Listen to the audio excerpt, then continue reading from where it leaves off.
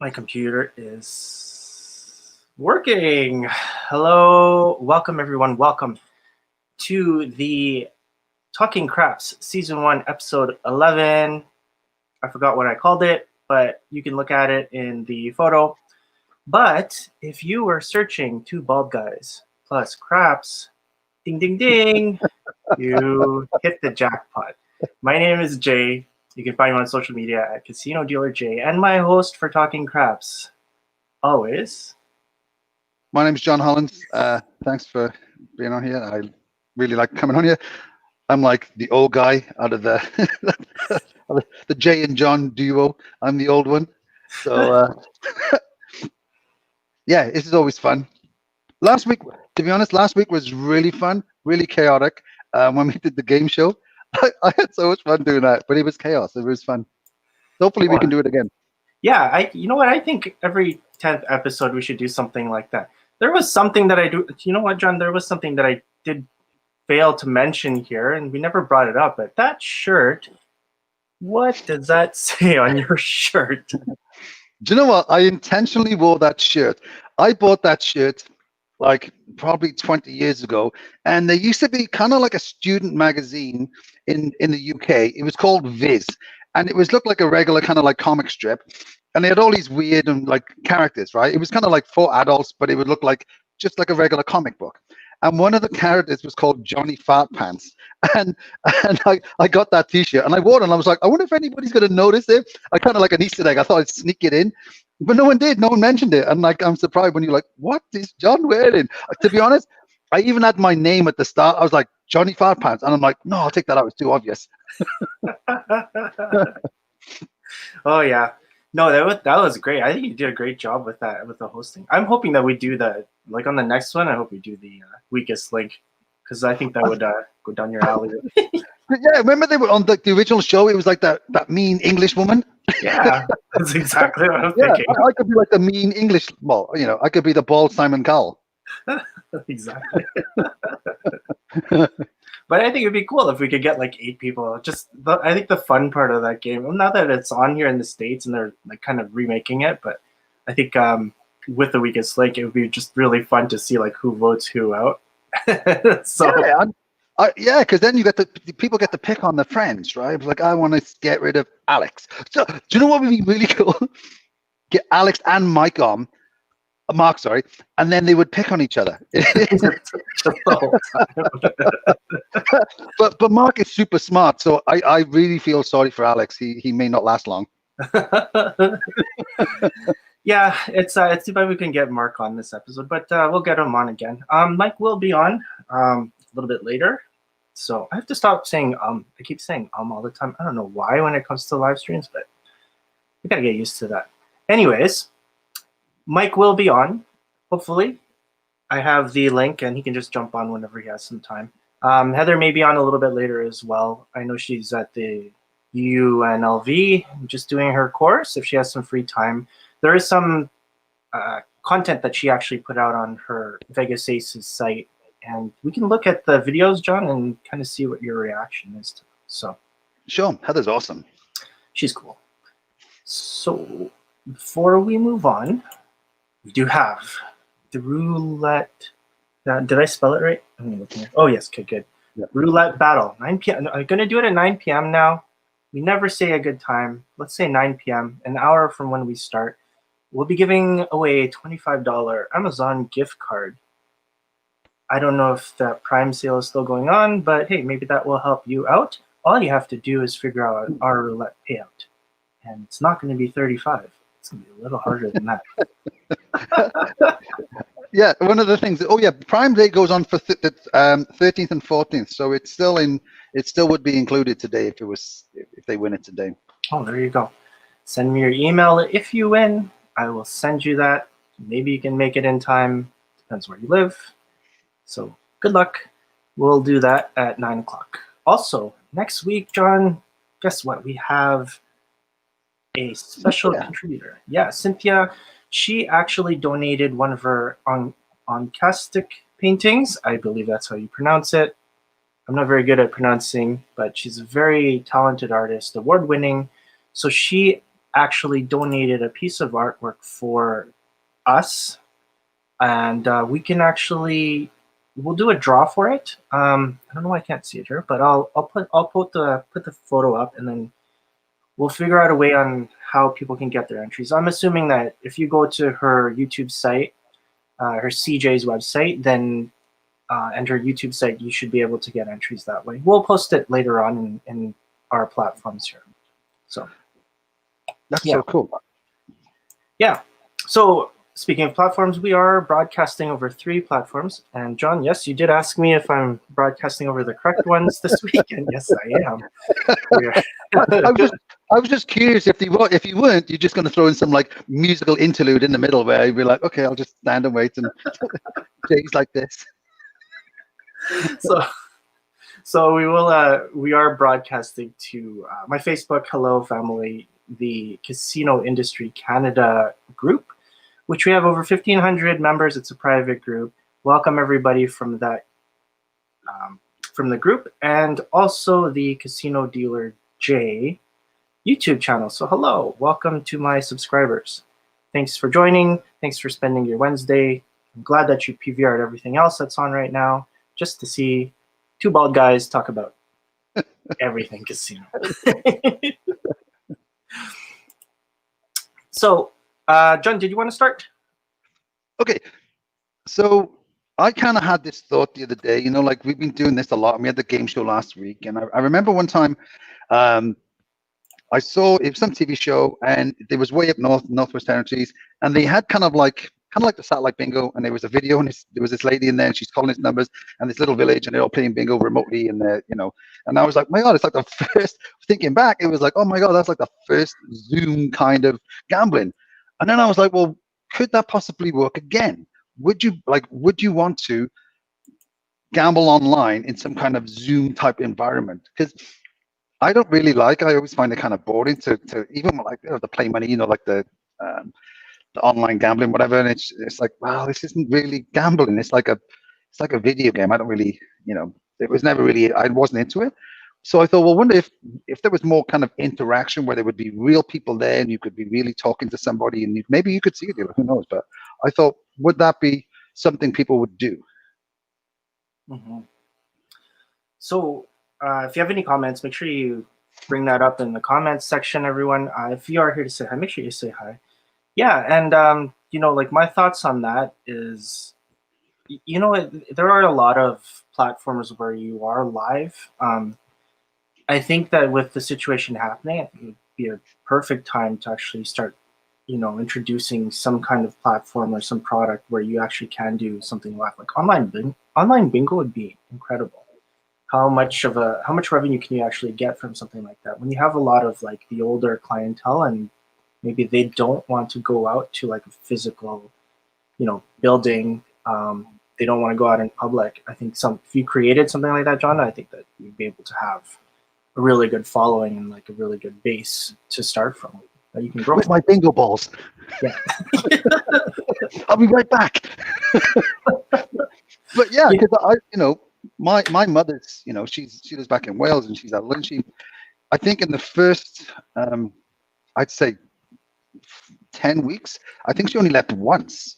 I mean, she doesn't gamble, but I'm sure there's a lot of senior. I mean, I know a senior here in Edmonton that's probably only left her house, I think, once in the whole like 6 months. So I mean, like, and she used to like gambling and playing and things like that. But I'm sure even just for the social aspect of talking to a real person, right, and going, oh my God, she won again, and you're lucky. You wouldn't have the bingo dabble, I suppose, but you'd have.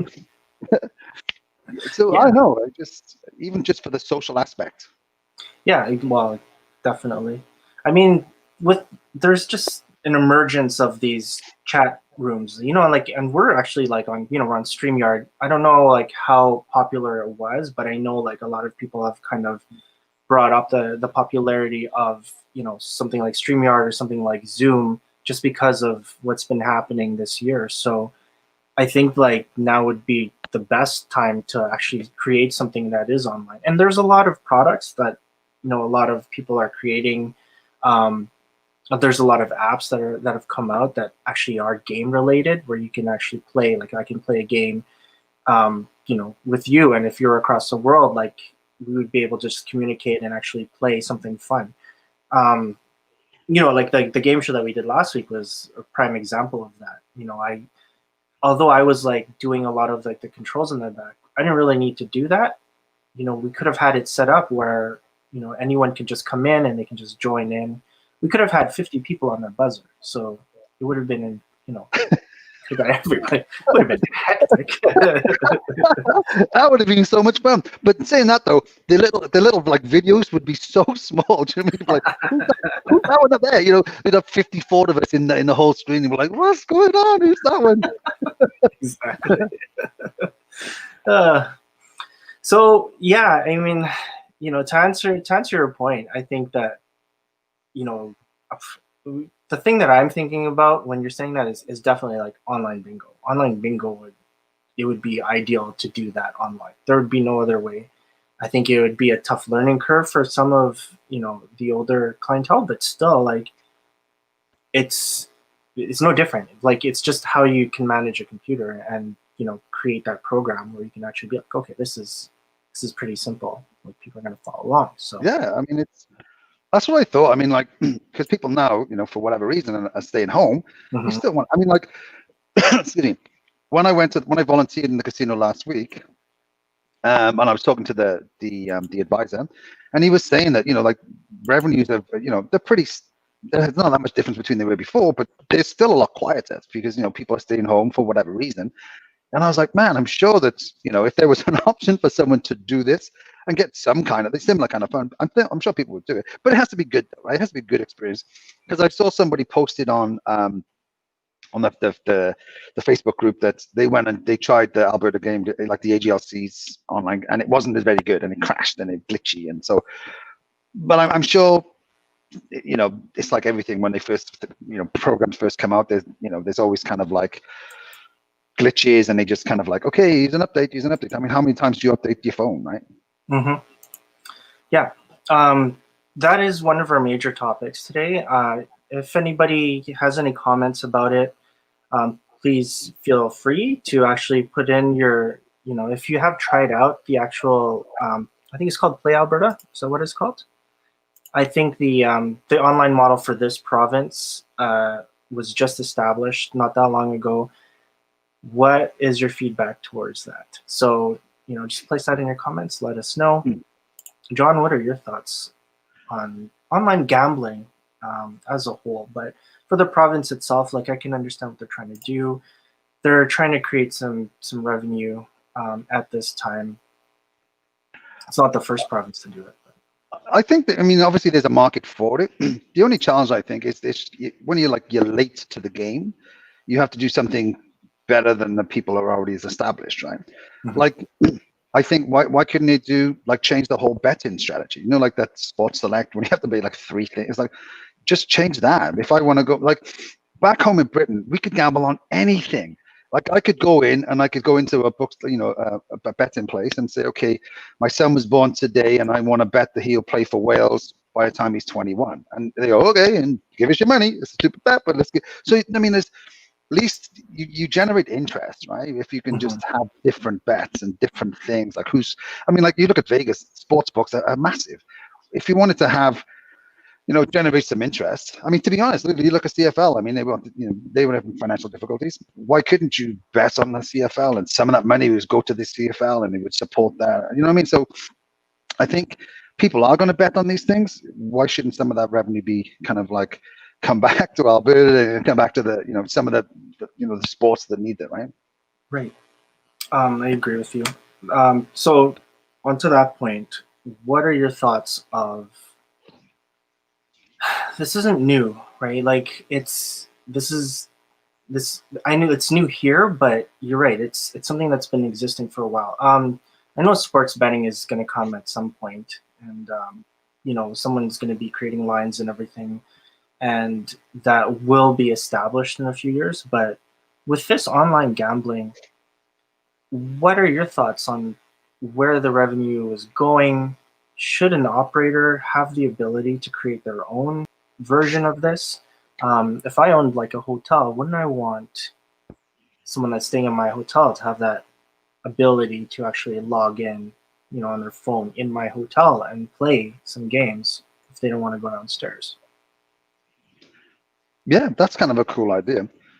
Hmm. But then, would they be able to, like, to that point, wouldn't you be able to, because you've already got the credit card already, right? So they've already logged in. You're already in. Like, go back to your hotel like point. Mm-hmm. I come in, I book in, I've got my credit cards. I want to tell a story about this because it relates to something, but and it is ease of gambling, right? But I remember one time on the ships, we had this woman come in. I was I was working in the day shift, whatever. I was the pit manager, and this lady came in and she said, "I want to make a complaint." I was like, "Okay, we've only just opened. What's your complaint?" She goes, "My, I think she was like 10. She goes, my 10-year-old daughter just lost $2,500 on the in-room blackjack." I was like, "What?" She's like, "Yeah, the yesterday, one of the youth counselors thought it was a great idea to teach them how to play blackjack. Just pretend, right? Wasn't, oh, look, this is how to play." She thought it was innocent. And then the kid went back to the room and lost $2,500 playing blackjack. And I was like, that's nothing to do with us. It's all like the ship revenue. We had, at the time, we had nothing to do with it. So there's a challenge with that. I mean, I think it's a cool idea. I mean, if I want to go and play online, or even like the poker things and any, like, to be able to log straight in, why couldn't I use my, because we used to do it on the ships where like everything would be charged back to your kind of credit cards. Why wouldn't it be like, okay, I'm gonna sit here, especially if you're traveling. I used to do a lot of traveling before, and I'd be like, oh, I'm bored now. What do I want to do? I don't want to drink. I don't want to go out. Just, maybe I can gamble, and it'll just get added onto my bill when I check out, right? Yeah. Or it Yeah. bounces, and I have to do a runner.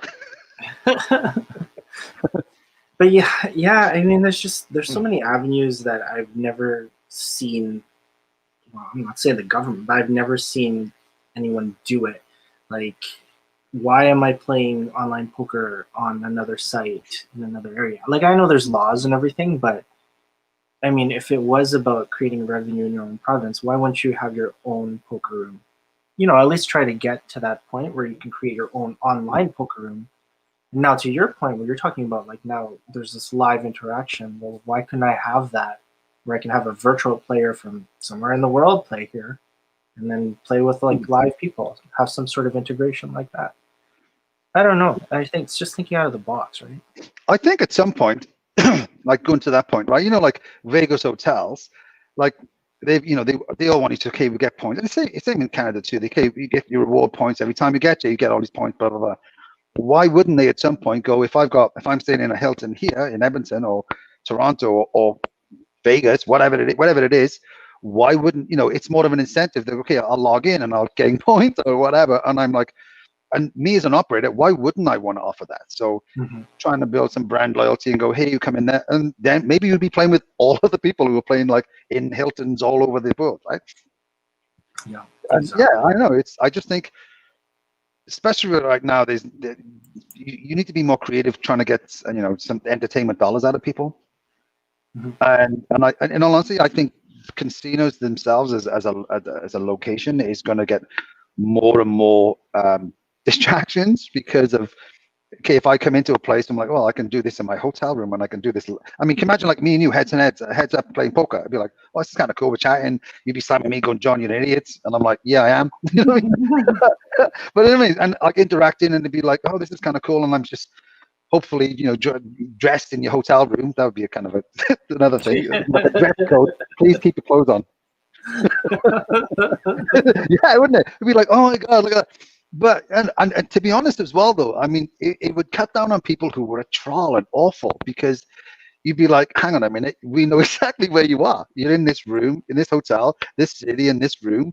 So you can't be an awful human being to somebody else, because they'd be like, hang on a minute, yeah, we don't like that. Get out. You know what I mean? Exactly. Here's our first comment. I'm just wondering where everybody is.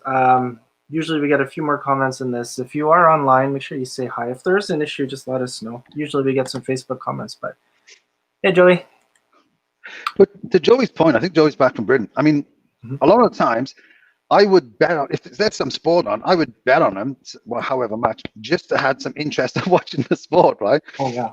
I was never really into like football, the NFL and stuff like that. But I'm like, no, I'm in a bar, it's on. Okay, let's just have a bet, just something to do, right? It's something, you know. And a lot. I mean, sometimes you see it here, like the horse racing. I mean, just Yeah. here, just bounce horses up there, and okay, like they have it in, just as something to do is while you're in a bar, right? I mean, it's just as long as it doesn't become an issue. It's just like to his point, it's just something fun to do, right? Yeah. Yeah. Like the parimutuel betting, because you can kind of, sorry, off to the side here. It's the 14th. Just want to say, my dad would have been 77 today. So yeah, happy birthday, Dad, up in heaven. Love you. He used to work in the, this is where I grew up. I grew up in Northlands. I grew up in the racetrack, so I kind of knew a lot about horses when I was like 4 years old. But yeah, that's kind of growing up in the hood. This is kind of how I live. But with horses, like it got to the point where you could actually start betting on all of the other tracks. So like there's some in Ontario, there's some in the States, and you were able to kind of bet that way. So to create that network and have that way of creating some revenue, that was a really, really ingenious thing. So that's how I feel about like poker. I mean, if you can do that, there's already established sites, but why couldn't you do that like, just in Canada or just for your own site? And to your point, like if you were in like the same hotel, like your chain, why couldn't your chain create that? So Well, even just going back a little bit, the same thing, because if you want to try and build brand loyalty, like why couldn't you have, say, gateway casinos all over across Canada? Why couldn't they have their own online portal and and statutory casinos? You know what I mean? It'd be like, hey, well, we're going to pop this up. They've got a gaming license. They've just paid some quota to build this thing. Especially now would be a perfect opportunity, especially since some of the poker rooms, they've taken them out and there's slot machines there. Right? And there's still the market for people to play. It's just how can you like have that as close to possible, like in-house experience. Without, I mean, like honestly, I'm like, it's not the same. No matter like, oh, it's poker. Well, no, really, it isn't. You know what I mean? Because one of the things as well, I remember reading a long time ago. This guy had this poker room, and with coding, you can't really generate true random numbers, right? It's just an algorithm, and then it just spits it out. So if you kind of know the algorithm, you can kind of predict what's coming out, right? And sometimes people crack it and they go, oh, well, and they cheat and stuff like that. I remember reading sometime that some guy created this poker site, did really, really well, and then he sold it. But then he came back to play, and he knew the algorithm, so he knew what every single person had on his hand. So he would be playing, and on the screen it looked like whatever. But then he had this other program running, and we go, "Oh yeah, he's got like he's bluffing. He has this, he has that." So it was crazy. So could you put some like real life element into it? Do you know what I mean? Like I don't know how to do it, but I mean, it can't always be just like watching like this animated screen showing, because then it's like, well, this isn't. It's not really like gambling in real life, right? Mm-hmm. No, you're right. However, there are some people that do like that. I mean, for me, if I here's the worst thing about this, John. Like as a dealer, I love craps. I love craps to death. I love technique. I love learning presses. I love teaching presses. I want to be the best craps teacher ever, right?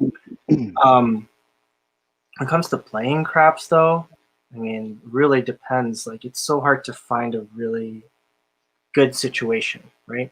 You can have like the best crew and everything, but you could be like getting your ass kicked the whole time, and like it's not fun, right? Oh God, no. And like there's always people that have like betting systems and strategies and whatnot. And here I am, like, yeah, I'm probably like one of them too. It's like I don't want to spend like $30 a roll and be like, oh my God, like start sweating the money and everything. Like I want to have fun when I do it, but I don't want to look dumb either. So it's like it's like about the whole, what is your image? You're like, hey, this guy was like, he deals craps and whatever. But if I'm like poor, I'm gonna be like, okay, I don't really want to like be there and like bet like a $5 on the line, so that people are gonna be like, what the hell? Like what's going on with this guy? So sometimes I prefer going to like a machine because it's like a lower limit. I can try whatever, look dumb. Like, if I'm doing like playing like roulette, I can just bet stupid, right? Like I can bet like 11 streets. Nobody's gonna say anything. Nobody's gonna look at me. Like I'm just looking at my screen and whatnot. So sometimes I like that kind of privacy as well when it comes to it. So, but don't you feel it's weird? I remember like, when I used to deal with that back home when I trained, you used to have like 25 cents for that, and you'd get people buying in for like £100 and go, I'll have, I want 200 chips. You're like, okay. And then, but they wanted to bet. I mean, so, Yes. and then you got another guy who's buying it for the same amount, but he's like, he doesn't care about the big bets and all the rest of it. He's just trying to win some money. He's betting one chip at a time or two chips at a time. But it was always more fun dealing with, just that's because ultimately the cash value after a while doesn't make a difference, right? Because you're like, oh my God, look at that bet. Poof, it's huge or whatever. You know what I mean? So I would like, if it's craps, to your point earlier, it's like the worst game to play and it's the best game to play, because the worst game is like, oh my God, I came in for the night and like 9 minutes in, I broke. You know what I mean? And I'm going back to the, and all my friends are winning over there, so I can't leave. But, and you can have the best time on there. So honestly, I've had some of the best times I've had on like low limit craps tables. Just like you start and you're playing around and you're tipping everybody. It's like, I'm just trying to lose as slow as possible. The idea is, that's what the fun is, right? To stay there and you laugh and joke and drink. And I'm not trying to win. I'm just trying to stay alive as long as possible. So, and sometimes you can't do that when like the minimum, when the table's like, well, it's a $10 bet everywhere or whatever it is. You know what I mean? Like where they make the minimum so high, but then you have no game, or you get on there and you just broke really quick, right? Yeah. I mean, where's the fun in that? So. Oh, I mean, it's inevitable. It's going to happen. Just rather like later rather than sooner, all right? Yeah, exactly. Yeah, I mean, sorry. I keep saying roulette. I don't know why. It's been bothering me. I think it's like the last 5 episodes. I can't say roulette. And I've always been saying roulette. And I don't know why I have to break it off in 2 syllables, but for some reason I do. But anyways, remember we were talking about like the whole like bingo, and it just reminded me of like when I went to Costa Rica. So we got off on the ships and we were in Costa Rica, and there were a couple dealers that were there, and they were from Costa Rica, so they actually had access to a car. So they were driving, Joe and I, they were driving us around, and it was like this kind of resort, had a little pool. We went swimming. It was fun. But they also had a casino like right there. The casinos are really weird. I don't know if you can classify them as casinos, because we were driving by and you'd like lift a garage door and there would be a casino there. So there's a lot of underground ones. But the ones we went to, so there was one we went upstairs and then we kind of went in this room. We were only there for a little bit, but you could see the slot machines, and they were like the 1970s versions of slot machines. So it's like these heavy metal ones all around the wall. Yeah, exactly. It was like these reels are like really loud. So there's 4 tables in the middle. So there was blackjack, normal, but roulette was weird. There was no wheel. There was a bingo container with all of like the bingo, like the balls, and those were the numbers. So then people would bet, and then they'd be like, no more bets. And then you would reach in, and then you would pull it out and be like, 17 black. And then so when I saw that, I was like, what? This is crazy.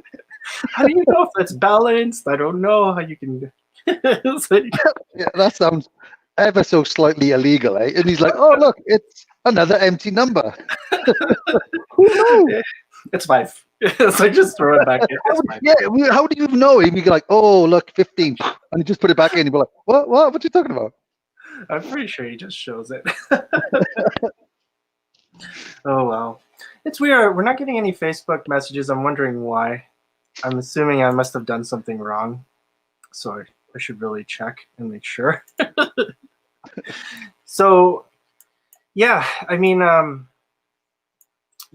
we're talking about, sorry, let's just get back to this. We're talking about the online gambling experience. We're talking about, the province actually creating a model.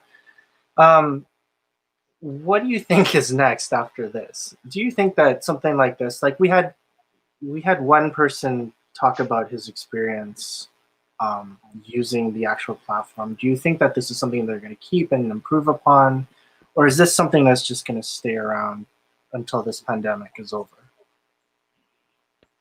I think the experience of going into a casino and gambling and playing, you can't replicate it by being online. Mm-hmm.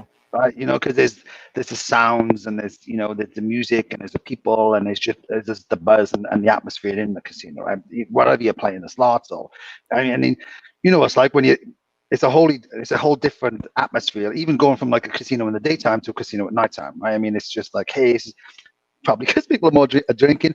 But I don't know, it's a very solo adventure when you're on your own in your house or a hotel room, just playing like, oh, I'm just playing spinning on blackjack, or I'm playing, and I've muted the conversations in the poker room because they're just being rude and awful because they can, because they have this, fake, ID and stuff like that.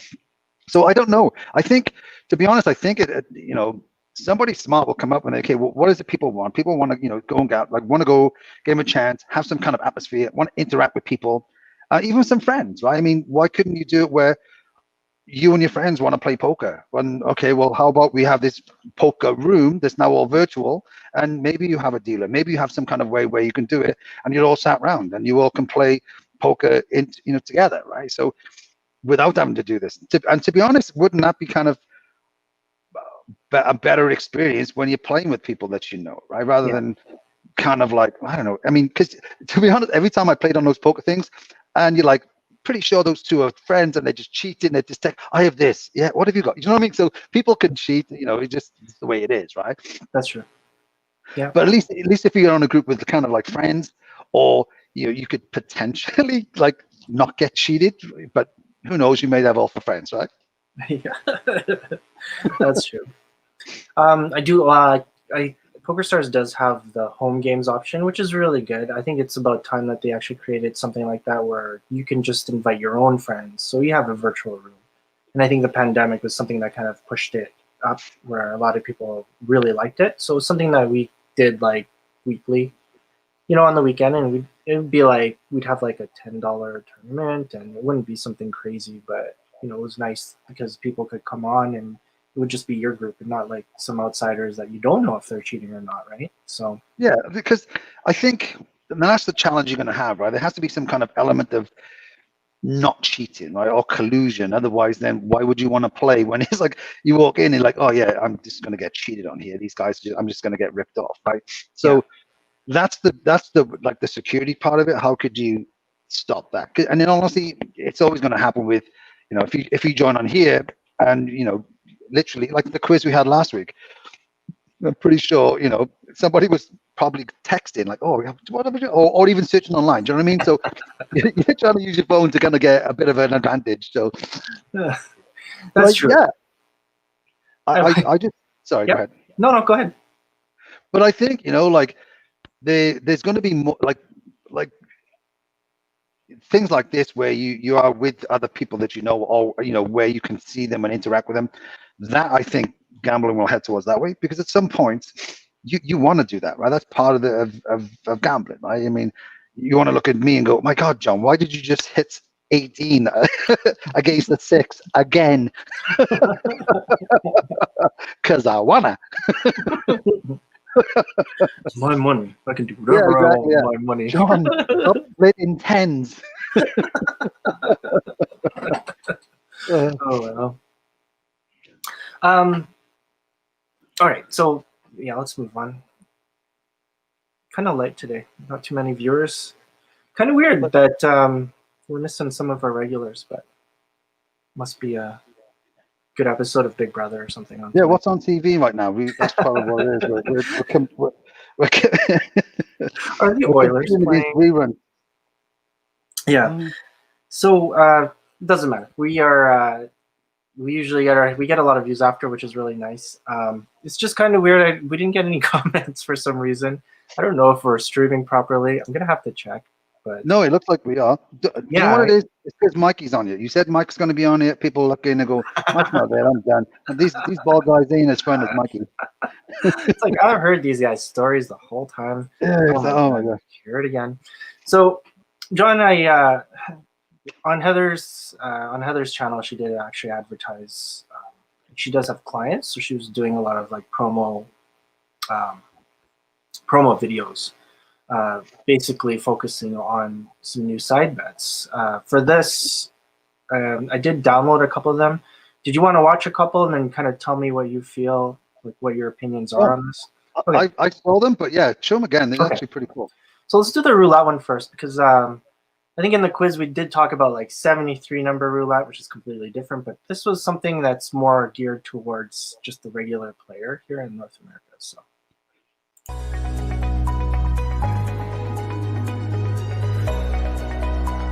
2G's has added a breathtaking new twist to the conventional 00 wheel by combining the thrill of a jackpot with the nostalgia of your favorite roulette game.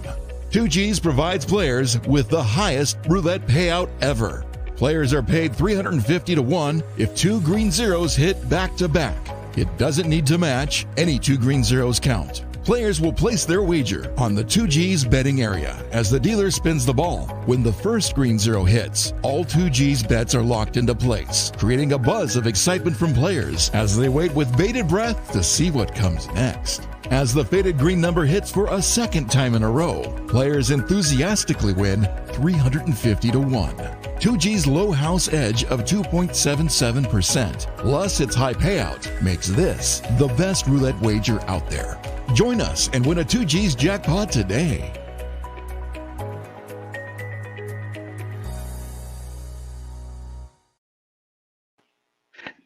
See, I love that, but I have a couple of questions.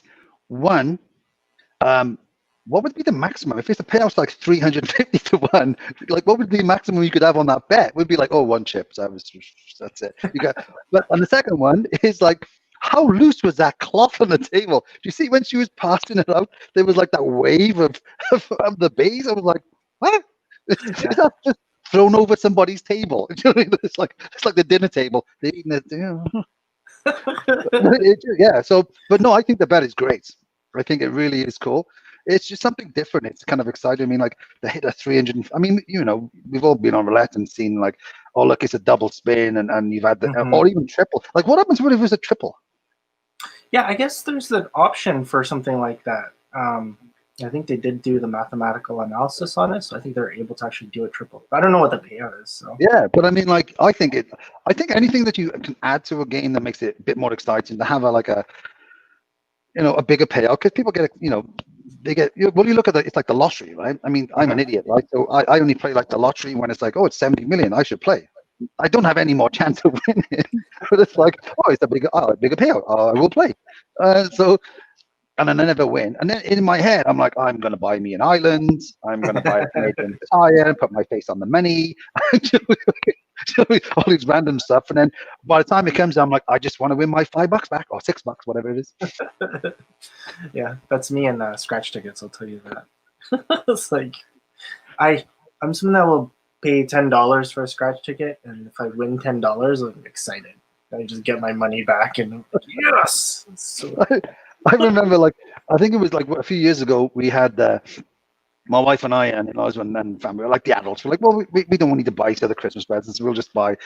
We don't have to do anything. And it was funny. The first year we said we won't buy each other Christmas presents, we all bought like those packets of like scratch cards where there's like a guaranteed winner, but we'd all bought each other the exact same one, like a $20 one. We're like, oh my God, guess what? I got you, and it was all completely spontaneous. It was just like, so it was like, oh, okay, we'll give it to you, but then it was like, wow, I think I won like $11 or something useless.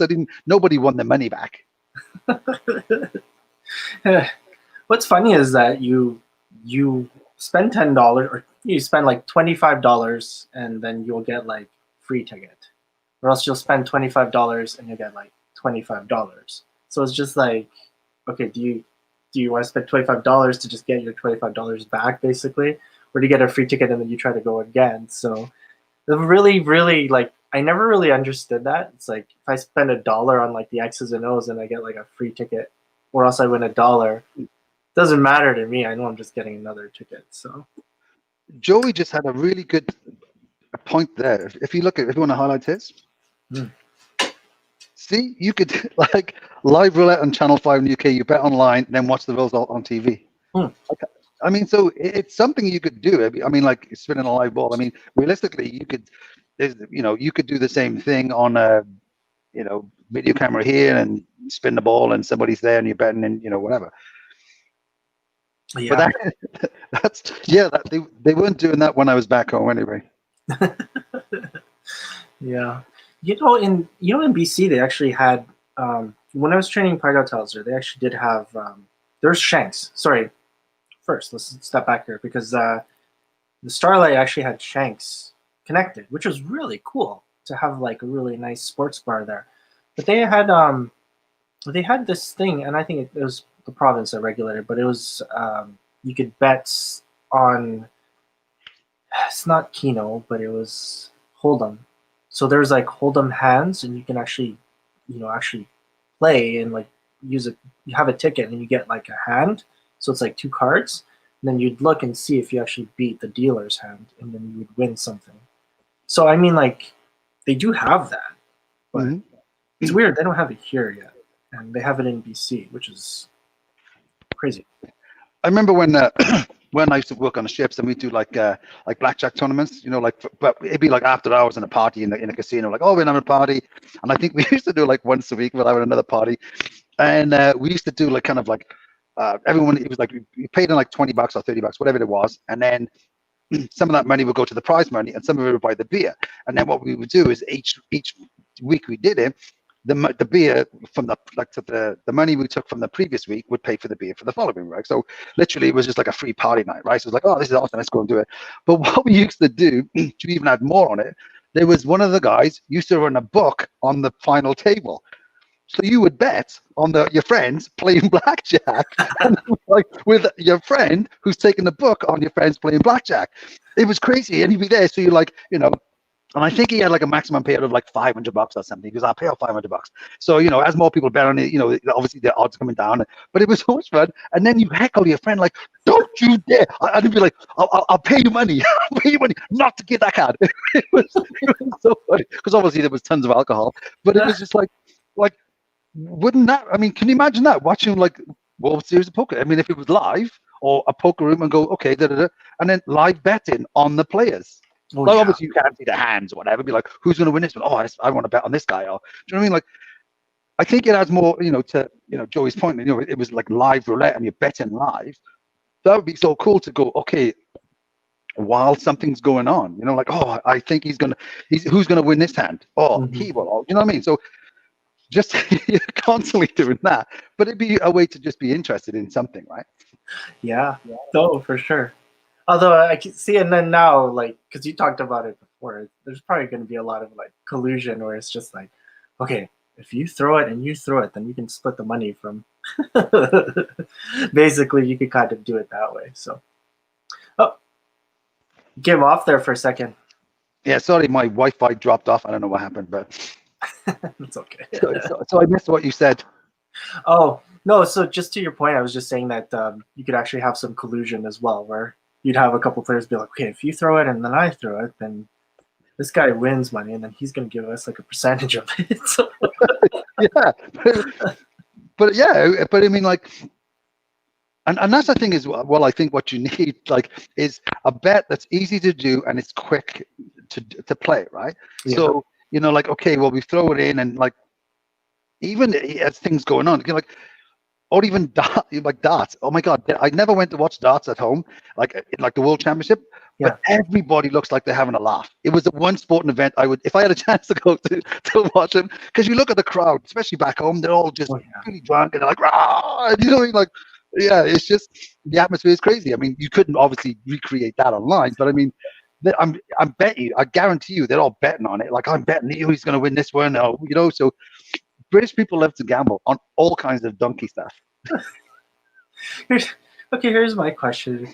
They could be so loud. They could, like, you could see the player and he's like concentrating. He's throwing the darts, and everyone's like, oh, if he's getting close to like 180, you can hear them like start to scream and like yell in the back. How come they don't do that for like snooker? It's like, why can't you have like the same thing? There's the level of concentration. Everyone's like, if he's quiet. But it used to be, I remember, like, I'm old, right? So I remember years and years and years ago, they used to allow him to drink on TV and smoke, right? So there was this Canadian guy, and he was awesome. He was this big guy, and he was big and burly Canadian guy, and he was called Wild Bill Werbenek. And he would drink, I think they had 15 frames of snooker, whatever they played, and he would have like a pint every single like game. So we'd have like each game, he'd go through like 15 pints. I couldn't even stand after 15 pints. And he's playing like world class snooker. And it was weird. He had some, if I remember rightly, he had some kind of medical condition that helped him to play, to drink like tons of it. And then when they stopped it, they like, yeah, we can't have all these guys getting absolutely hammered on primetime TV. So the alcohol was taken out. And he was like, well, I can't play because they banned his drug, like this drug he was taking. And he's like, well, I had to do the drinking. And then they banned that. And he was like, well, okay, I'm done now then. But it was the same with darts too. They used to be there. They'd be like smoking and drinking and just, yeah, it was, I don't know, it was just like chaotic. But people would gamble on it, right? Oh my god, that's so funny. So, okay, so speaking of that, because now we're talking about like side games and whatnot. Did you ever like? Was there a place? Because like we got the ship that I went on, and there wasn't really anywhere to actually play, any kind of pool whatsoever. There's just like ping pong tables and kind of sucked. But did you ever see like any like billiard tables when you're like on the ships, or is there anywhere that you could go off of port and play? I mean, there's one place in Alaska I remember, but other than that, I don't remember playing that much pool.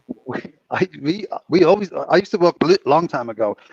I worked for there's a company called Tiber Trading, and they were basically what they were concessions, a casino concession on ships, and they had ships all over the place.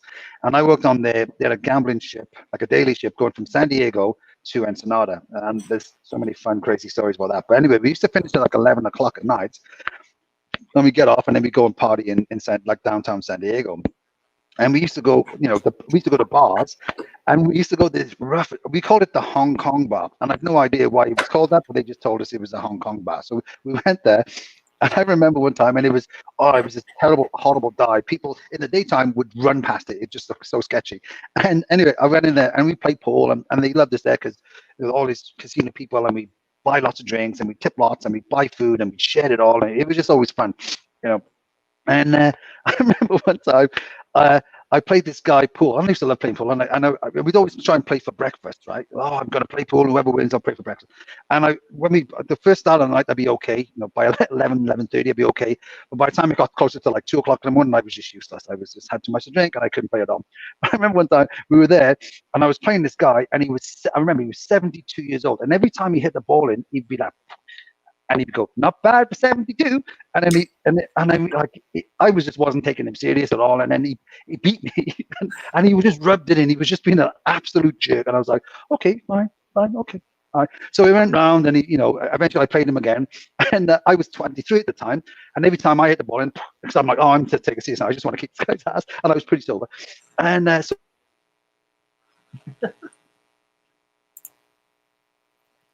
it did it again, eh? Sorry about that. So anyway, so every time I potted the ball, I'd be like, "Whoo, not bad for 23. Oh, not bad for 23." So eventually, I beat him by about 4 balls, and then as I'm walking away, he chased me down the bar and wanted to fight with me. I was like, "What?" He was like 72 years old. He was about that tall, and he had the pull cue, and he's like, "I'm gonna fight." I was like, "Dude, man, what are you doing? You're 72 years old, and it's like 1 o'clock in the morning. Is this really what you want to do?" Well, yeah. So the security had to kick him out. It was the weirdest thing. But like some of the places you used to find it. I mean, like we used to go to Ensenada, and there was a place in Ensenada we used to go to, and it was very sketchy. But the beer was amazingly cheap. Oh yeah, it's funny. I don't think I ever got out. We were in Ensenada. We were in Ensenada. I don't think I ever got out of Ensenada though. We stayed on port. Was that the tuna place? Yeah, at the time it was Mexico's biggest tuna port, so you can imagine the smell. Yeah, I mean, it was the only place I remember ever walking where you get off the ship and people would try and sell you fish off the gangway.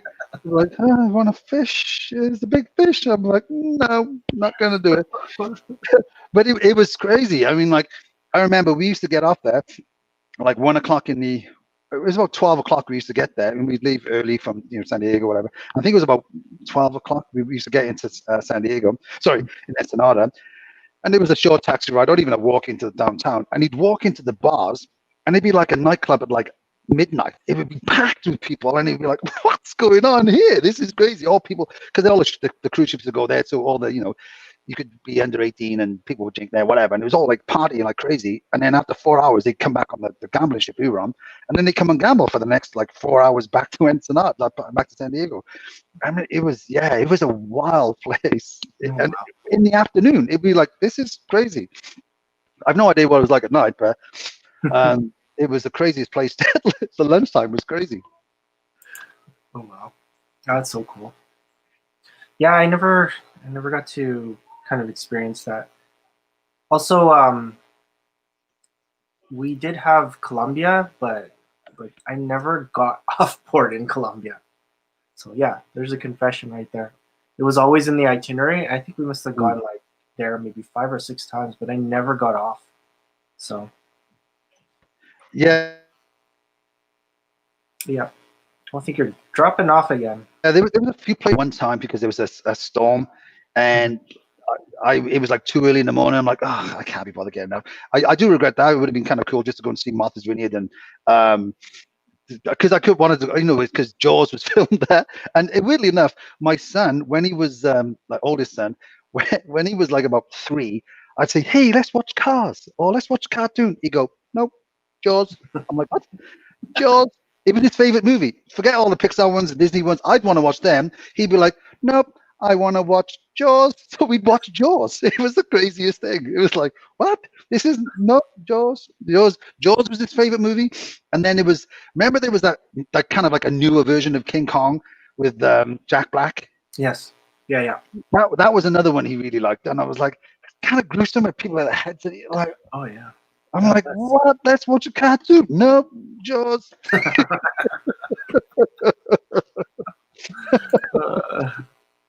Oh, can I tell? Yeah. So when I was talking about darts, so when I was 16, I used to go. My friends were about 16 to 19, whatever, and I might have told you this, Jay. Where we used to go into this local bar in Cardiff, where I'm from, and we didn't have much money, so we'd be like, okay, well, let's just drag it out. We'll play darts, right? So we were playing darts, and we had enough money for like say 2 or 3 beers, nothing much, and then we played darts, and then we got pretty good at it because that's all we would do, and everyone else was going to get drunk, and we were like, well, play. So it ended up I think there was 9 people on the team, and 6 of them were like me and my friends, and 5 of them were under 18, so we all weren't allowed to be in the bar, and drinking anyway. So we would travel around Cardiff and play darts, and we were terrible. We just get beaten all the time, but we were so drunk. But no one had ideas. So like, oh, they're on a dart team. Oh, okay, come in, boys. So we go in and we party and we play darts. And I remember celebrating, starting off my 18th birthday in this bar, and they were like, "What? You've been on the dart team for 2 years?" I'm like, yeah, I know, I just lied. Yeah, it was funny. That is hilarious. Here's another thing that in Wales, I don't know where Joey's from, but he may have it where he's from. But they used to have this thing in Cardiff. It's called Skittles, not like the candy, but it's called like a Skittle alley, right? And it's kind of like 5-pin bowling, like with the little wooden balls. Yeah. And they have like 9 pin, so it's like 9-pin bowling, whatever. But it's not like this wooden alley and in the bar, and they have like this crappy little gutter. And essentially, what they used to do is they'd hire like a local kid, like 12, 13-year-old, and they'd stack the pins up, right? And you'd play, and they'd have a team and stuff like that. But the way they play it is crazy. I did it one time with my friend who was on the team. Is while you're playing, there's, I think it was like 9 of you on a team, something like that, I can't remember. But you go in there and you all have to drink your pint while you're playing, and it goes fast. There's 3 balls, and you throw them down, and it's next one, and then so the.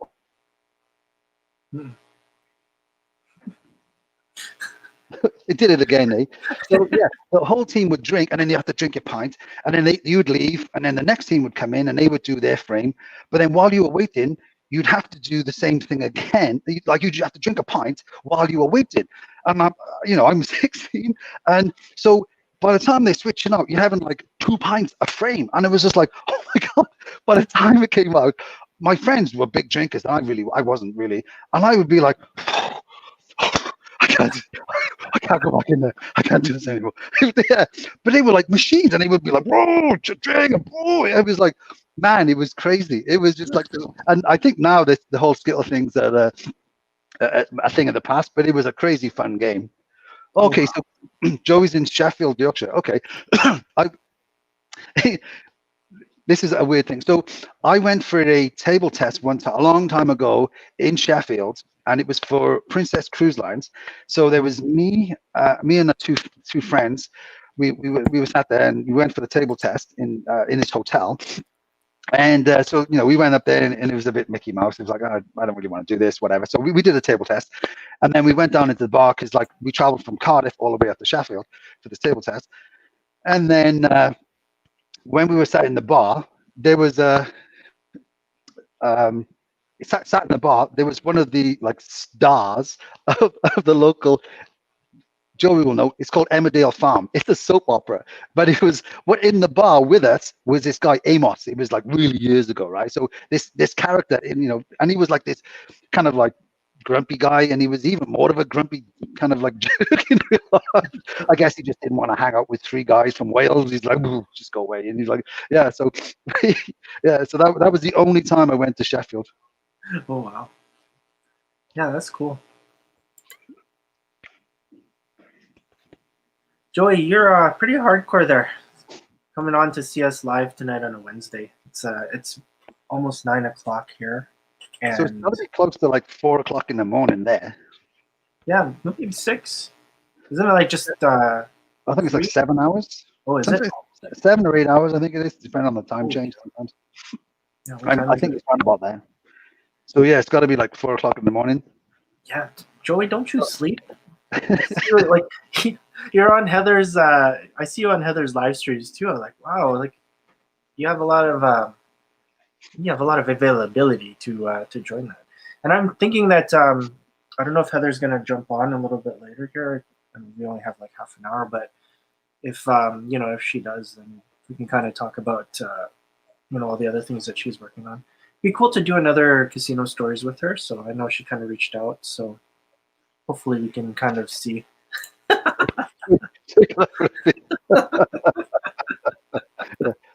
That's funny. See, I think that as well.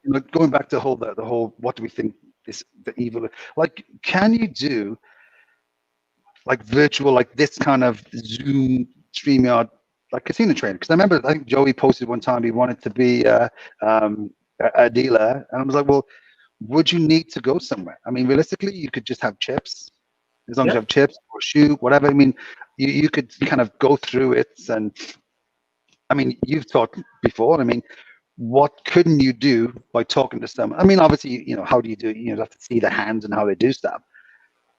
But yeah, I think this is a reason why I have so much respect for the people that are creating content on YouTube, like someone like Heather. Heather's been doing it for 10 years and she's still creating content, which is incredible. Like for me, when I thought about creating a channel and like, having you on, John, and having, guests on, I haven't even done like a lot of technique. I've only done a few press videos. I haven't even touched pied out tiles. I haven't done technique on like blackjack or anything. She's got that content already, most of it. And I think the thing about it is to kind of be able to have someone visualize it and do it online it's really difficult. Like I can watch and I can see. If I can copy and do, then that would be good. It's just that, do I have the right well, first off, it's the communication, right? So like, can I really learn like roulette from someone in France? Because I'm actually following like one, and they're great. They're brilliant. Like they're actual school. And like they actually have like on Instagram, they have quizzes. I have no idea what the questions are, but I'm trying to figure out like numbers and I try to guess. I'm usually pretty good. So I think the language barrier might be one. It's of course the time change. I mean, if you're Joey, then like, hey, it doesn't matter. Like learn at like 4 a.m. But I think it's that the time change is probably like the biggest thing it's a hurdle that you'd have to overcome. And then the last thing is, I mean, for a lot of the games, I think we're pretty good. Like, I mean, craps is going to take a longer time than all the other games. Roulette is a little difficult just because you need a lot of chips in order to do pushes and, but I think the hardest game would be poker. Poker would be the most difficult game to do, like for me and you online, to actually, for me to teach you like technique. So there was Mark Shumsker, who I interviewed earlier, and I got the first part out. We talked for 2 hours, which is crazy. It's kind of like our discussion when we first did our interview. He kept talking, and it was great. Like he's so knowledgeable. He's got a really good head on his shoulders. Really smart guy, and he has all this poker knowledge. But I have a lot of respect for him because when I was training poker, it was so difficult to do a one-on-one because you can't. You need the people there, and it's like this person raises, this person calls, this person re-raises. How are you supposed to teach all of these situations that come up in the game? Craps and roulette, this happens. What do? You can backtrack. There's really not a lot of things that you can kind of veer off. But roulette, the poker, there's 10 different personalities when you're on there, right? So something weird can happen. Someone's drinking, something happens. How do you deal with that situation? I think a lot of it is just being there in the moment and just kind of experiencing it that way. It's the toughest game for me to train. So, yeah. Yeah, I was. I think for me, I mean, if I progressed my way up to like craps, I may have taken some of the other games or tried to do some of the others because I went from like roulette and craps. I was like, okay, well, I mean, I'm not trying to be arrogant, but it was just like mentally challenging. I was like, well, I learned blackjack because I had to, and I was like, well, I seem to be going in reverse now. Then learning like baccarat. I'm like, ugh. Well, they used to actually it's called Punta Banco back home. Mm-hmm. So yeah, so it was like Punta Banco, and I was like, and then Caribbean stud is like, I'm just getting dumber and dumber. So I was like, I don't want to deal these games. What do I want to deal? And to be honest, I never played poker, so I never wanted to deal poker. So I think that was one of the things. Like my wife, it's like she played it, she dealt it, she loved it. I mean, but it was never something that I ever played. So and. Even when I because it used to be years ago when I was in casinos back home in Britain, you weren't allowed to gamble in any casino in Britain if you worked in a casino in Britain. Mm-hmm. So the casino I worked in, it was privately owned, and the guy who owned it, he was like, I don't care if you gamble anywhere, but you just can't gamble in the city. And it was one of the casinos. So what we used to do is we would literally every couple of weeks or so, we'd get like a designated driver, and we'd rent like a minibus with like, I don't know, 15 of us in there, and we drive like 50K to the nearest city, which was another privately owned casino, and we would go in there and we'd all pretend like, oh, I don't work in a casino, but you're dealing, you're playing to people who the week before came to your casino and pretending not to deal it. We were like, nobody drop cut in here, like you go in, like I think I told you my friend was dyslexic and we had to sign in as a job, and he's like, what shall I be? I was like, the electrician. No, I just didn't think anything of it, and he's dyslexic, so he's like, I wrote a word, but I have no idea what it was. Pretty sure it was an electrician, because you just like write down, and you have to sign like a membership to get in. It was just crazy. Oh wow, that's hilarious. Oh man, yeah. I don't blame you for not wanting to deal some of these games. I mean, like for me, the core games would be roulette, craps, blackjack. I think that'd be it. Find out tiles was something like on the side. I mean, there's a lot of elegance to it. If I talked about Simon Ng and how he dealt. He was great. He was brilliant. He made it an art form. I loved it. That's what made me like it. I had a really good trainer and stuff, and there were some really good people at that casino when the game came in. A lot of good people that you can learn from. So with poker, it was different. I loved playing it later on. It helped me kind of get through life when I was going through some down moments. It helped me with my studying because I would go to like baccarat and I would just study and play there while I was waiting. I'd go to the palace. When I wasn't working there, I would be studying and I'd be playing there. This was kind of when I was living in Grand Prairie. This is kind of when I first came back.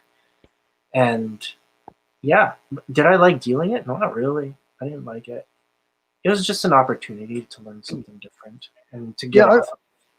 I was like same as like Pai Gow. I thought it was kind of cool, but I mean I played it a few times. So I was like,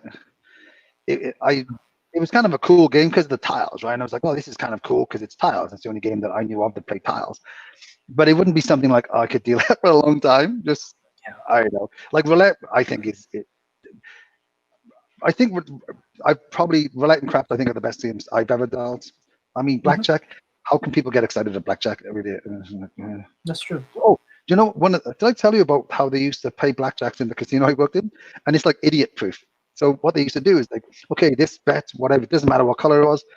If it wins, it's a blackjack. They cut it in half and just cut it in 3 times. And they stack the last one up, and that was it. Oh wow. They wouldn't work. So, if it was an odd number, they go, okay, so a big pile of 5s, they cut it in half. Oh, this 5, okay, we pay that one $7.50, and we just cut this one 3 times, poof, and that was it. That's that is idiot proof. I've never heard of anybody doing that. Yeah, and you can remember when I told you that they had this crazy guy. Like, sorry, it was a weird place where they would train you for the one game and whatever. And there was a pit boss there, and all he knew was blackjack. So the pit bosses at the time used to do an hour on and 20 off, right? So he'd been there for, like, when I was there, probably 15 years, and all he'd ever done, he got promoted really soon, like after a couple of years, and just all he'd done was watch blackjack. And we had like 7 tables, and it's like, oh my god. And so his theory, and he was crazy, he'd wear tuxedos and we used to sit on like a kind of like a higher chair. He'd look this way 20 minutes. He wouldn't even watch the game. He'd just look that way for 20 minutes. He'd look that way for 20 minutes, and then he'd look that way for 20 minutes. And then he would go, oh, I'm off now. I'm on break for 20 minutes. And he'd come back and he'd do the same thing again. Because he'd been there so long, they never wanted to fire him. And this is how crazy the whole casino was. They used to give us free uniform, right? So they would get free tuxedos. So what he used to do, like a Bic razor, he used to get the Bic razor and he would shave his, like, the sleeves and the legs, and so he would wear it out faster. He's like, I'll show them. They'll buy me more tuxedos. And you're like, yeah, it was just like, this is normal, people. When I was there, I was like, is this what happens when you've been here for a long time? You start shaving your clothes. And yeah, man, it was just the funniest thing. This is another one. We had this guy, he was named Glyn. And he was really smart, but he was really strange as well, right? He was probably, to be honest, he was probably in his 40s, I guess, middle to late 40s. He'd been in casinos a long time, and he used to, because I told you, like, it was kind of like they'd have the 2 roulette tables, left and right wheels, and the pit boss would be there on his big chair, but he'd have his chair really far back. And then he shouted at you, going, speak up, I can't hear you. And he would really shout, but you're like, he's so far away. That's why you can't hear us, right? Just bring your clear chair closer. He was crazy. And my buddy, he tortured him. He used to mime. He'd be like, and he'd be like, what? And he'd be like, what did I? And he would do it for an hour. And this Glenn was paranoid as it was. We think he was heavily medicated. And he would like, my friend Paul would just torment him, and Glenn would go crazy, absolutely crazy, and he would lose his mind, right? And he would go downstairs, and he used to smoke, like, back home, a lot of people used to smoke like roll-up cigarettes, right? And everyone's in the smoking rooms, and it was a typical, like, casino there, like the walls were like yellow or whatever because of all the nicotine. And what Glenn used to do, because he was crazy, he would go into the washroom, get like a wet, like, napkin, and he would start writing messages in the wall. Like he'd just rub off all the nicotine. He'd be like, please paint me. And he would just write it all. So it wasn't graffiti because he was cleaning. he started doing it all around the walls. And it was just the weirdest thing, man. It was just, and because I was there for a couple of years. I was like, this place turns you into a lunatic. It really does. It's so funny. Look at these, and like the characters. And strangely enough, he ended up leaving and working for the post office and doing, like, amazingly successful, which is like, wow, he's a stoner and got like this was another thing. This is how crazy Glenn was, and I loved him, to be honest. He was so much fun. You went to his house, and he had a beautiful house, and he had 2 front doors, like 2 numbers, and he'd open them, and you both came into the same hall. But there was 2 doors, like 2 front doors. You walk in, so what's that one? Oh, that's the same front door, but it's just the other side. Just walk in. There was just like, why is that there? Well, just I like it. So yeah, he'd knock on one door and he could open the other one. What about? Okay, I'll be there, and he just close it, and he just come across. He'd open the other door. It was so funny. I need one for each hand. That's why I have Yeah, it. I was like, Glenn, you know what? Why? I like it. It's like, okay. If you saw him now, you'd be like, I told you. Look at it now. It's like this is like the COVID entrance. This is your exit. Just like one way. Yeah. Oh my God, there was so many like characters there, and I think that's one of the things that I missed about casinos because there was so many great characters I worked with, right, over the years, from there, from in Edmonton, and all the different things. And do I miss dealing to boring games or drunk people? No. But do I miss the fun times I had with even some of the players sometimes, and some of the that kind of stuff? It was a lot of fun, right? But I think Yeah. a lot of it, there's just a time, like it's kind of like an arc, right? You do it, and then you reach a point, you're like, well, I don't really want to do this anymore because the things I'm missing out on outweigh what I'm getting from this stuff. So, but it was a lot of fun when I did it. Yeah, me too. I mean, I guess yeah. I mean, remember last week? Well, not last week. 2 weeks ago, we kind of brought up that one topic, and it took up like the whole hour and a half. We didn't really talk about anything else, but I did go back. Like I went back to. Well, I got called back, sort of, in a way. You could say I got called back. They don't really need me. I work like once a month, but I had to go through the orientation process. And I ended up actually going through most of the walkthrough. I had to pick up my son. I didn't realize that it was longer than an hour. It was just some miscommunication. But when we went through the whole process, it reminded me of just basically of like how I work at the casino. That's basically it. Or not the casino, how I work at the hospital. They are really, what I really respect about my house is that they're following protocols pretty close to like how the hospital is. You go in, they ask you the same standard questions about if you have any symptoms, if you've been traveling.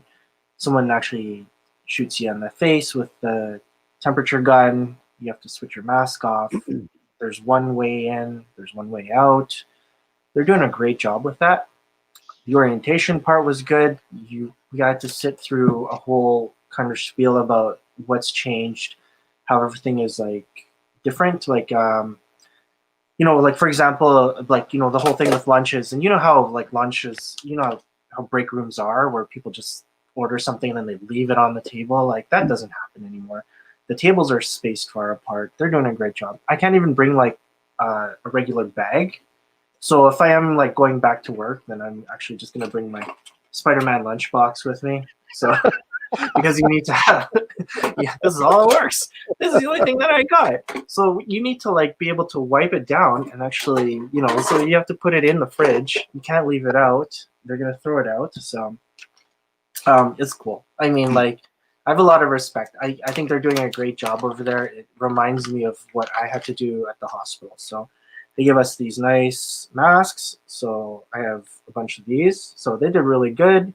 It's got the logo on it of my house. So when I went and I looked on the tables before I left, there was actually, I don't think people were wearing gloves, but they were wearing a mask. And then there was an actual face shield on top as well. So they're taking some really good precautions. You can see, it's just like the videos that you see in like our site, our group and everything, where it shows like the divisions and there's a lot of barriers and whatnot. So, I mean, kudos to that team. They did a great job in the downtime. I think they had everything set up.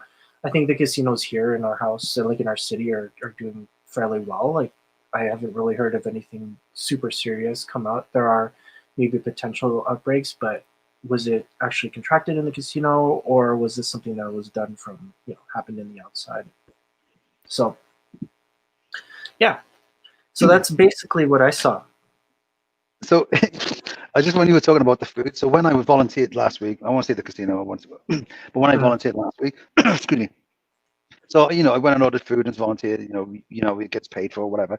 So the advice like, oh, they're doing it different now. And I'm like, oh, I'm sure they are because it's COVID and whatever. So I walked over then and I said, okay, well, I ordered my food and it's like steak sandwich. So I'll just have a steak sandwich and some fries, whatever. I said, okay, it'll be 15 minutes. So okay, I'll come back in 15 minutes. So I go back and I'm just swapping stories and goofing around and have a laugh with the advisors and the people there. 15 minutes go by And as I'm walking out, the girl, I go back to the restaurant. I'm like, oh, I just come to pick up my food, and this girl comes up, and it looks like she's got like a little garbage bag, like a little those white kind of like like you have the bedside, like in your toilet, there's a little bin and a white bag, and she's coming towards me with one of those. I'm like, oh, she's just gonna want a garbage away before. I was like, okay, and then she gives it to me. I was like, oh, okay, well, what's this?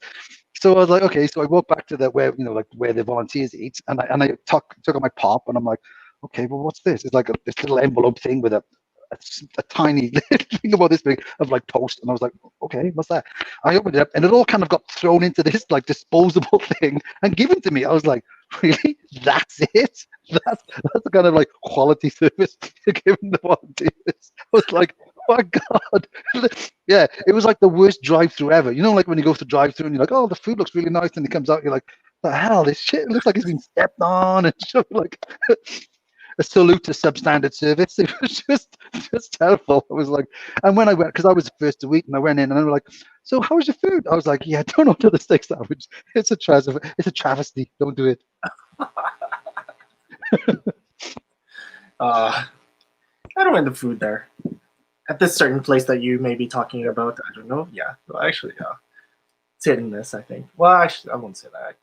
I haven't had any problems. Although I'm not like a foodie, so I'll eat anything. So I'll eat cardboard. Yeah, I'm pretty much the same way. So that was the only. It wasn't like the food was okay. It actually tasted it, but it was actually the fact that it was literally. It looked like it was just thrown in a box and given to me quick. It was like a drive-by. It was a drive-by shoot, poof, and out the door. I was like, okay, was that just like an afterthought? It's like, oh my god, he's here. Just grab any of that stuff and throw it in a box and throw it in the. Literally looked like a garbage bag, and I was like. You couldn't just give me the container and the pop. You just like, oh, it was very strange. Well, maybe they weren't allowed to touch it, so maybe they had to like, maybe. when you're walking your dog and you have to like put the bag on and you're just picking it up. So maybe they're doing something like that, where it's just like, here you go. Saying that years ago we bought, like those. It looks like the gripper, the kind of like it's got like a gun handle and it goes like that at the end. I bought one of those because I'm just a goof and I'm like, well, I'm sure I can play with that. So I bought one, and this thing, and it just I was like, maybe are we going to use that for Halloween? And just hand out candy on this thing, or just throw them at people. I was like, that could be an option. There's the kids throwing candies as a driveway. That's exactly what I was thinking of. Just getting one of those hands. But I was like thinking about creating like a slide or something too, where it's just like just something like a hole in your screen door and I'll just take my gutter off my roof and I just like roll it down. Oh man. Oh, that's hilarious. Yeah, so we did talk about if you guys are out there, make sure you comment and say hi. Oh, look who it is. Look who it is. How's it going? Hello. Let me get you on here because we did talk about the one. We did talk about your one game, and you can kind of give us a little more information for the people that are going to be joining on and watching this after. So, John, you want to say a story again? I was like putting you on the spot. the story time segment with John. Oh, I know. Then you throw me on the spot. I'm like, okay, mate, okay. Well, I don't have to. You don't have to say it. Story. Okay. I was just joy. I can tell you the one about when we had our passport stolen in Russia. That's too long. That's another day. You know that one. When I was telling you about how I almost got arrested in Chile, I actually found that document that I had to actually bring and show them, where they almost arrested me because I was so obnoxious. I was trying to I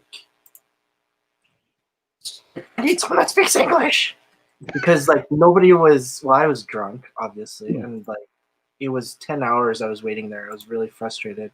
I almost flipped out. I couldn't do it. I was just like, okay, this is it. This is the end of me.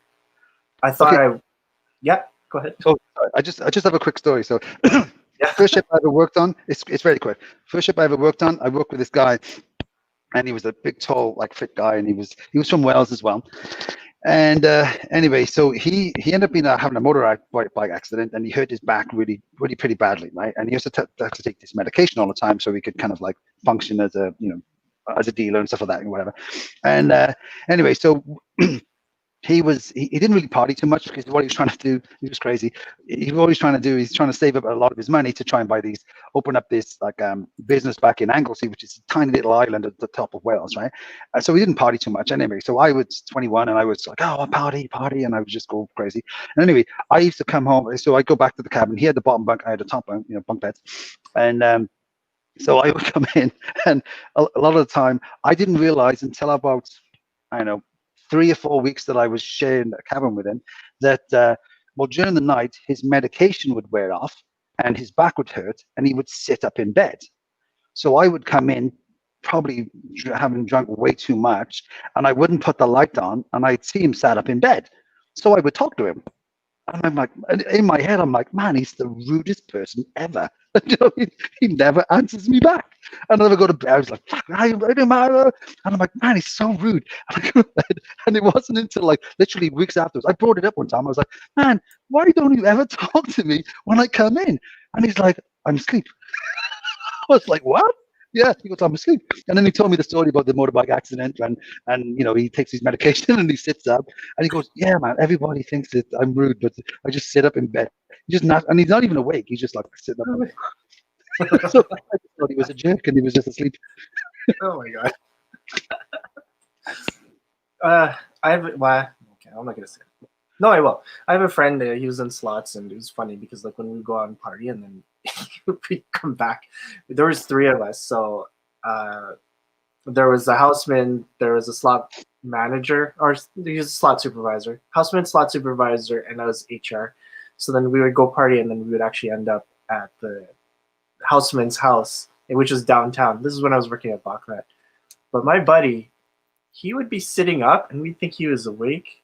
He would just start snoring, and for some reason, like what the hell? And it's so funny because sometimes he'd be like eating food, so we think he's like awake, but this guy was like out, and he was just snoring and eating. I was just like, what a time! That's amazing. And you know what's funny? The next morning, because I'd be so hungover, I'd be like, oh my god, like I have a headache, I'm dead. I'd have to be there at 9. This guy was there at like 7, so this is like 3 in the morning. Okay, so 3, 4 in the morning, it's like, okay, now we gotta crash. I'll see you guys in the morning. I get like home, I like 4 hours of sleep, if that. Drive to work, and I feel gross. This guy's there at 7, and he's like, nothing happened. He's just like, hey, how's everything going? And I was just like, what? Talent. I used to work with this guy, and he was in his 20s, and and on the ships as well, on the Norway at the time. The Norway was the biggest ship in the world at the time, right? It was like a quarter of a mile long, but it was like the SS French. It was like the old ocean liners, and there was this one deck where it's a passenger deck, and you could see the dent, the bow in a ship, right? It was really, so you could stand at one end and you'd see the bow in a ship, and you couldn't see the faces of people at the end, right? So many times, me and my friends after partying, we're like, let's see if we can throw an orange down the deck. So you would, acquire fruit from somewhere, and then we would go, and it's like 2 o'clock in the morning, 3 o'clock in the morning, everybody's asleep, and you're trying to throw an orange down a length, and we just on the deck, and it was impossible. We could never do it. It was just, it would always hit the ceiling, it would hit the wall. We could never try and throw, it's like, okay, poof, and it would just blow up on the side, and then we'd make so much noise, we'd like to run away and stuff like that. But yeah, the Norway was the Norway. This ship, I had the best crew bar I'd ever seen. It was it was massive. It was absolutely huge. It was, yeah. So I have a few stories about the Norway, but that was a long time ago. But yeah, all the crew bars are huge. Like compared to staff bars, like is that just normal for just because the crew complement, right? It's probably because there's more of them, I guess. But the one on the Norway, it used to be, it was just a crew. It was just like staff and crew. It was all because they would all go together. I think the officers had a bar somewhere else where they would just go and do their own thing. But the one on the Norway was massive. I mean, literally on one side there was a dance floor, and on the other side was the bar, and it was this big, huge bar. And it was odd. They were at certain spots where the casino people always sat because it would be like, okay, you're on break. Okay, we make it all the way down there to the bar, and you're there. And like, okay, I can have enough time to have a beer and then a cigarette, have a laugh, and then just run back upstairs and then go back again because people would be off and they'd be there too, right? And they'd be like, hey, have a go, and you just have a drink with them and then go back upstairs. But that was that was the only place I ever worked where they used to call it the lost weekend because sometimes you used to get one day off a week, and just sometimes how the schedule rolled, you'd have 2 days off in a row, and they used to call it the lost weekend because people would just go out and party for like 48 hours. they just wouldn't remember it at all, right? You'd be like, man, what happened?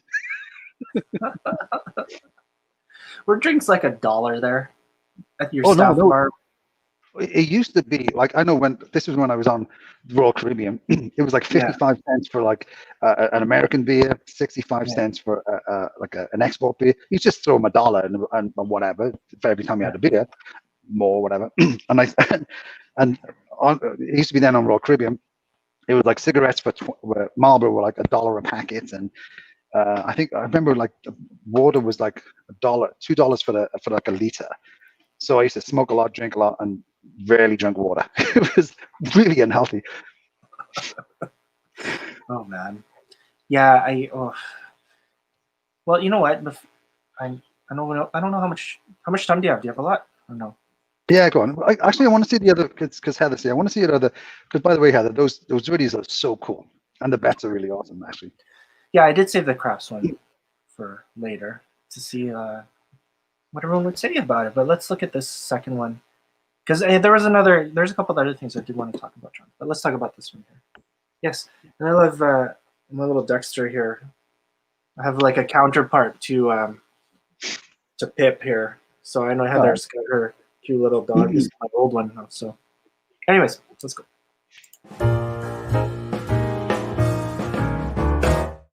Muggsy's Corner will transport you back in time to the roaring 20s with this bee's knees style of entertainment.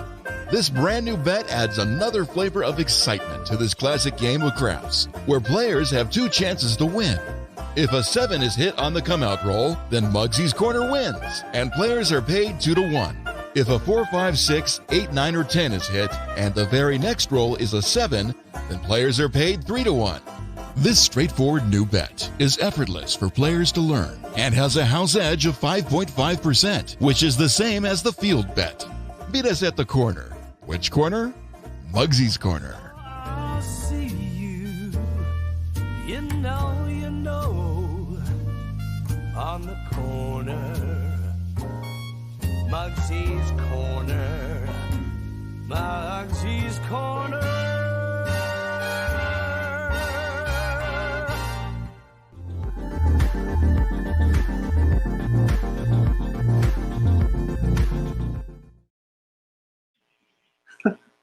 That is so cool.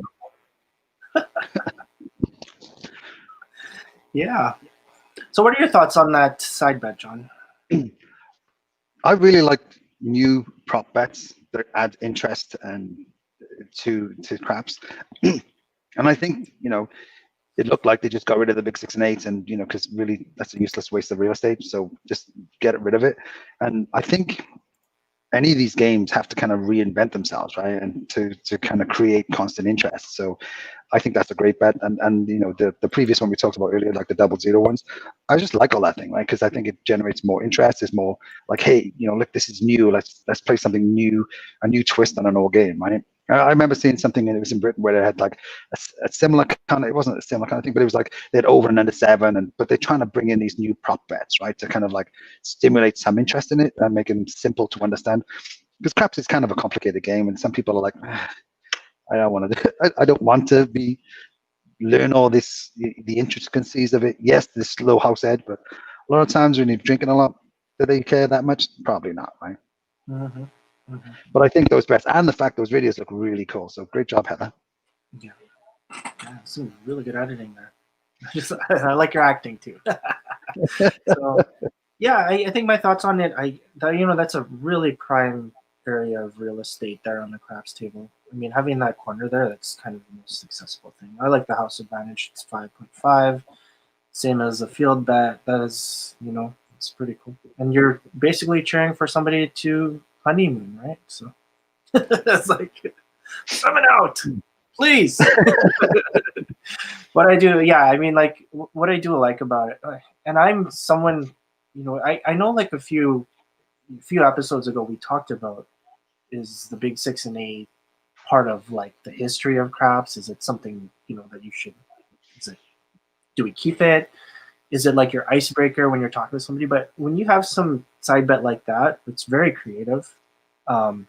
It's nice, like that you can actually bet on something like that, and people won't feel bad if they point out. You know what I mean? So there's like these options of like betting different things, and I like that. When I was a manager and we were trying to create a new felt to make it better for the dealers, I wanted to have the dealers come in and I had them sit with the actual designer and like give their input. So that's why you see like there's a couple world bets out there. That's why those hot bets were put back on. That's why you can see like the C's and E's were kind of adjusted so that there was some space. I mean, it wasn't perfect, but it was just, for me, I really like the fact that you can bet on basically everything, and it's kind of it. Like I want options. Give me as many options as you can, and I'll bet it. Right? Fire bets, example. Right? Exactly. I mean, we had, I think, like proposition bets. It's fun. It's quick. It's easy to understand. It's like immediate satisfaction, right? It wins or loses. You know what I mean? So it's kind of like when we went back to earlier talking about, okay, we're betting on live games and like, okay, is he going to make this, 3rd and 10? Is he going to catch this ball? Okay, I want to bet on that. Do you know what I mean? So I don't want to wait something that's a long time. I mean, that's why like slots are so popular, right? Because it's kind of like an immediate decision that's really quick, right?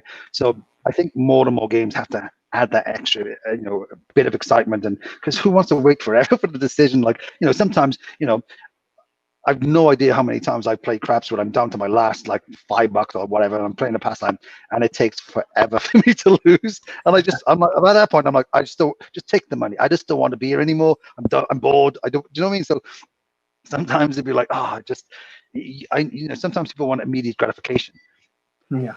And I think some of these things, that sounds terrible. I want immediate gratification. Dance, monkey boy, dance. Do you know what I mean? It's just great.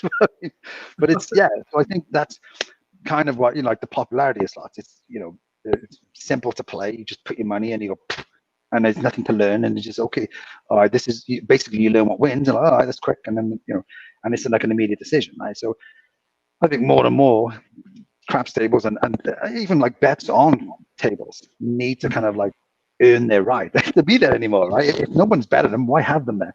Like when I grew up in playing in Cardiff and Britain, whatever, nobody. Thank you. My wife just gave me a beer.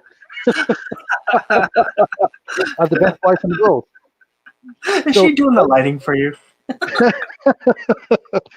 No, I have to. This is kind of like where I work, so I have to spin it so it's facing the window. Otherwise, you see the mess. And can I?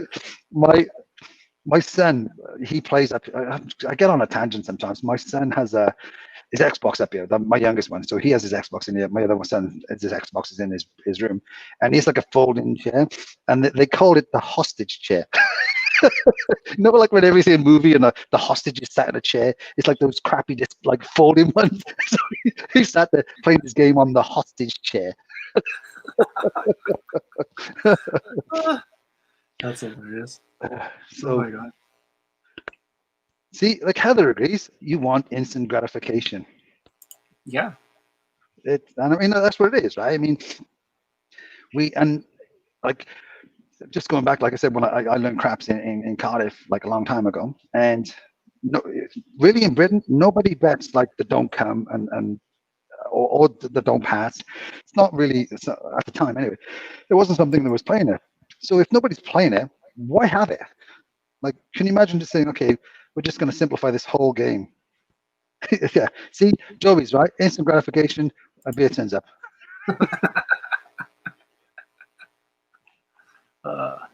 That's really sorry, good. Michael. I just want to give you a shout out here. Michael is he's pretty key in actually my development in the hospital, which is crazy. But he's very successful in the hospital industry, and he helped me along the way. And yeah, I ended up being a manager in the hospital industry. That's crazy, right? But That's so it was cool. a great experience. So, Yeah. so does that mean we have to kind of be cautious about what we say around Michael about what your wild and checkered past? No, he knows. It's like, yeah, sure. Our wives are actually friends, so yeah, that's kind of how we met. So, but yeah, Michael's pretty. He's pretty awesome. So, That's cool. who's a millennial, by the way? Who are you? I am Gen X, I think, something like that. Is X like? Yeah, whatever. I'm Gen X. Yeah, I'm there. I'm for sure. It's so funny. Yeah. So, okay. So, John, before we go, there was one thing. Like, Mike didn't join. I understand. Like, he's got some stuff to do. Well, we'll have to catch these guys next week, and then we'll talk about some more important topics. But do you remember? This is one that I remember. So I just never really asked you. We kind of talked about, your first time like meeting your wife and everything. But do you remember like the first week ever when you were working on the cruise ships? Oh wow, that was a long time ago. I mean, I first joined on. I first went to work on a cruise ship in 1989. So I was 21 at the time. So that was, my God, a long time ago, right? So 31 years ago, and it was a Disney cruise, right? So I remember the first week I got on there, it was a premier cruise. It was another one. Back then, there used to be businesses like they were called Atlantic Associates, the company I worked for, and they had like, oh my God, they probably had about 40 different casinos, ships, right? And basically they were concession on that, right? And I went to work on it. It was the Disney one. It was Premier Cruise Lines, and in all honesty, they were the kind of like the pioneers of the cruise ship industry at the time. And ever since then, it's kind of been like Carnival kind of, we're going to buy them, and then they changed their minds, and then once they knew exactly what they did, and then they kind of just rebuilt their whole model of how to run a cruise ship, right, for families, right, because it was totally different before that.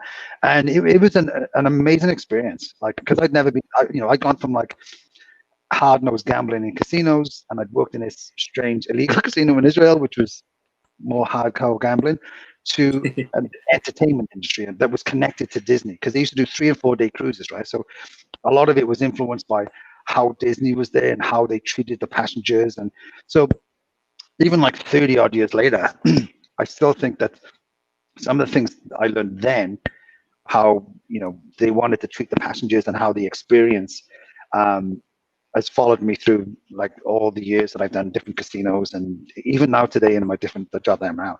But I remember so one of the things, we used to go to this private island, right? So it was like a 3-day cruise. What they used to do is do, say, 4 days in Disney in Florida and 3 days on this private island, or 3 and 4 alternate, whatever it was, right? And we used to go to this private island, and I remember was working there, and it was this beautiful Caribbean island, and it was so nice. And this is a long story, not long, but anyway. So we went there. Did I tell you about So we went there, and it was a dive shack, and I worked there for 5 months. And the passengers could go to this island, and they'd rent all this scuba gear. Did I tell you the story? No, Okay, I don't think so. So they could go to this, they go on the island, private island, and it was on the other side, there was like snorkeling and stuff like that, right? And they used to have this private island, right?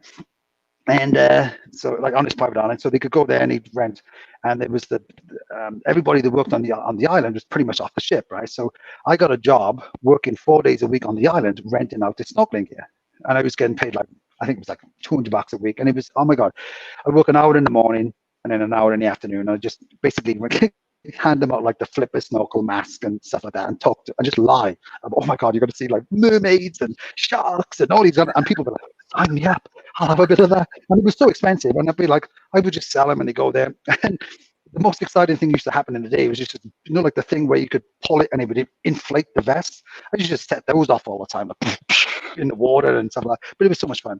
And anyway, one of the divers had a jet ski. It was the stand-up ones.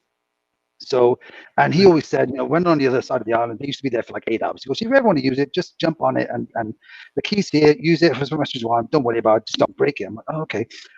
So I remember one time I said to him, how do I use it? He said, okay, so you stand, go on it knees first, and then you put it in, and you pull the throttle up full whack, and then you go out, and then at some point it's easier to control when you go on full speed. I'm like, oh, okay.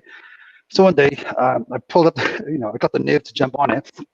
And then I was like, okay, I'm going to do it today. So I get on it, and I can't swim, right? So I get on there, no life jacket, so I get on it, poof, and I hit it full speed, and I'm like, oh my God, this thing was like ridiculously fast. And I'm hitting the waves, and I can't, it was going like this, and I'm hitting the wave, and I can't see anything because I'm hitting the wave. And I'm like, for God's sake, what have I done? And I'm shooting it, and in my head, I was like, I never asked him how to turn.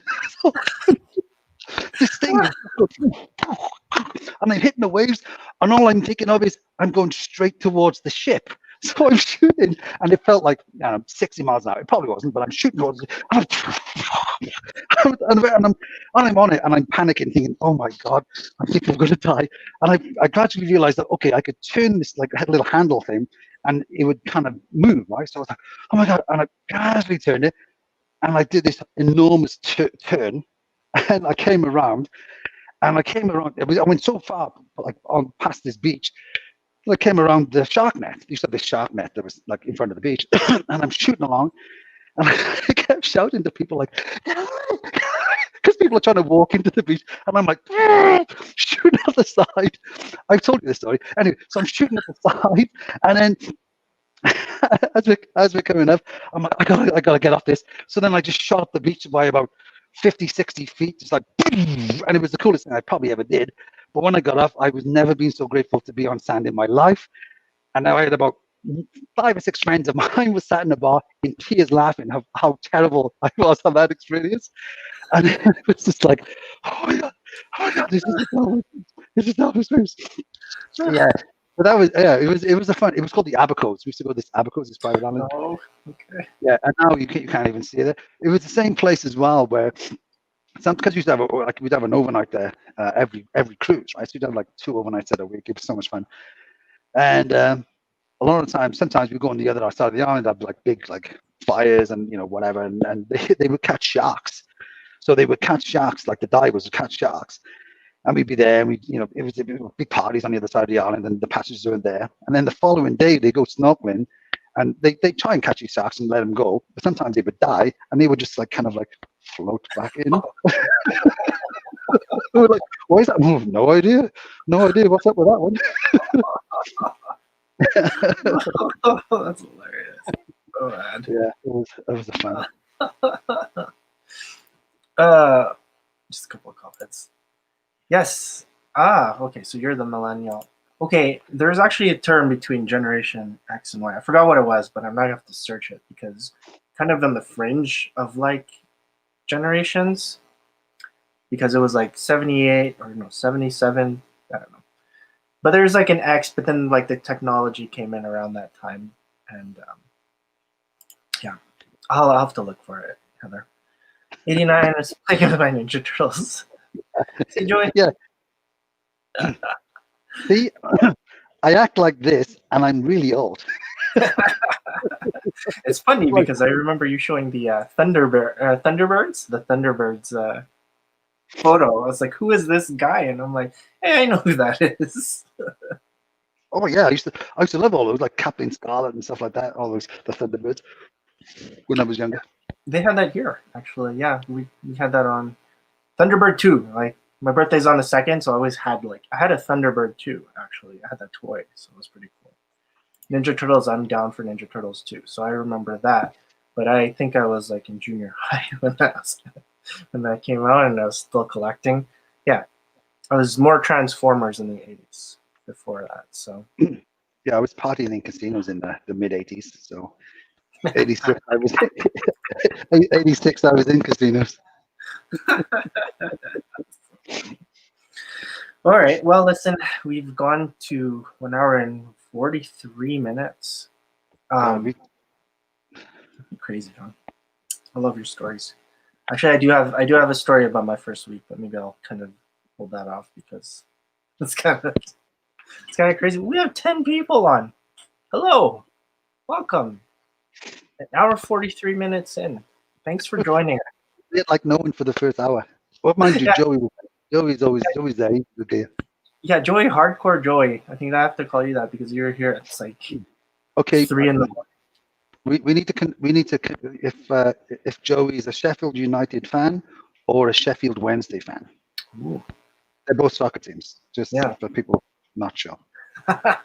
Or you might be like, I don't like any of them. I'm a Wolverhampton Wanderers fan, which is another soccer team. Oh, there you go. Joey, thanks for joining. Thanks for joining the chat. Totally appreciate having you on. Oh, Heather too, love you. It's nice to have you guys on and just have a nice quick chat here. Yeah, it's like almost 10.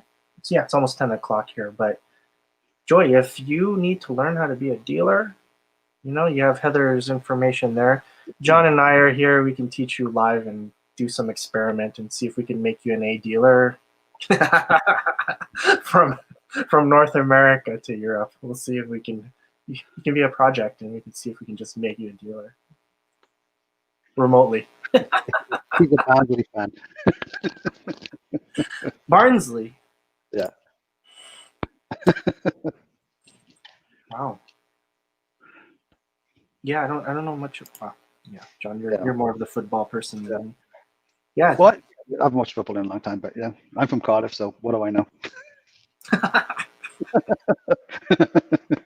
So, yeah, well, speaking of football, if you guys haven't, well, this is for the people that are going to watch this after, but if you haven't seen the interview I had with Minna Marlowe, please go check it. She's from Finland. She gives a couple stories about her time working in the casino Helsinki, and you get to see her really cool videos on freestyle football because she competes on the Red Bull stage there. Yeah, she's like top 16 in the world right now, so she's trying to she's in stages right now, so I think she's trying to move up. So good luck.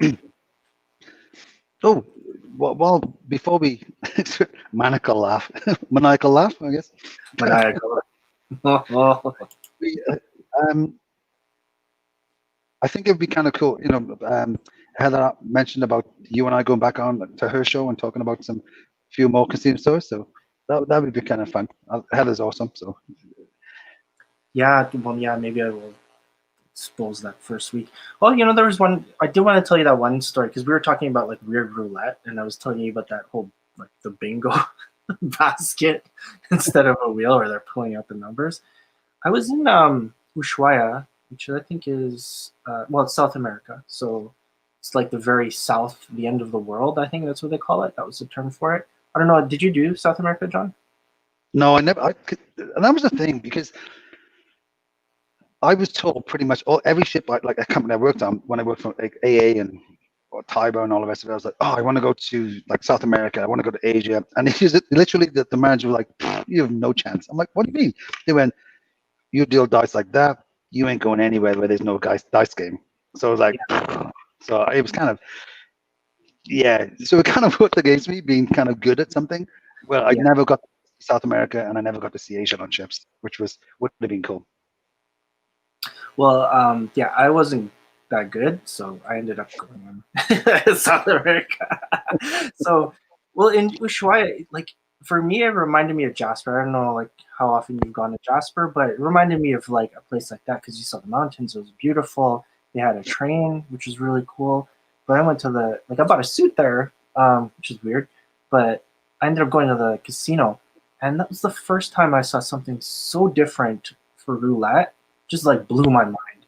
Like these chips were like saucers, so they were pointed on the end. Have you seen those? The French roulette chips. Yeah. I remember I talked about and like I saw French roulette that beat out one time in Amsterdam. Sorry, no, in Holland, and they kind of throw them. They call them like I can't remember the name of them. It's like Jitams or something. Not Jitams, but yeah. But they're kind of like discus shaped, right? And they kind of they throw them, and it's like to see French roulette. If anyone has a chance to see French roulette, deal, it's amazing. A good French roulette, it's just like, what is he doing? But it's amazing as the skill wise. It's just an art. It was amazing. Yeah, it was was so different. I was like, wow, this is I was like, it's so weird watching it.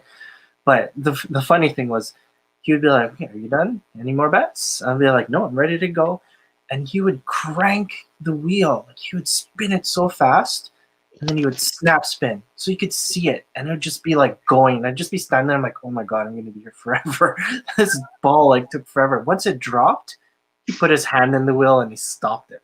It was like, he stopped it and he called the number. And I'm like, okay, this is new. I've never seen anybody do that. But that ball was just flying. Once it stopped, put his hand in, and he stopped the wheel, like, and it was done. The wheel's there. We're looking at the number. Okay. But the freaking cool thing is, like, with those chips, he was actually he was holding them. He would pay me like 140, but he would have like stacks because they were smaller than the French ones. Because I remember, I think it was Jara. She actually got me a chip from Europe, and I saw the size. But the small ones that they were using there in South America, they were like maybe like the insert size. So he was like shooting 140 out like this. And I was just like, wow, this is cool. Like, I've never seen anybody do that. But it's like air delivering, and he's dropping these stacks in front of me.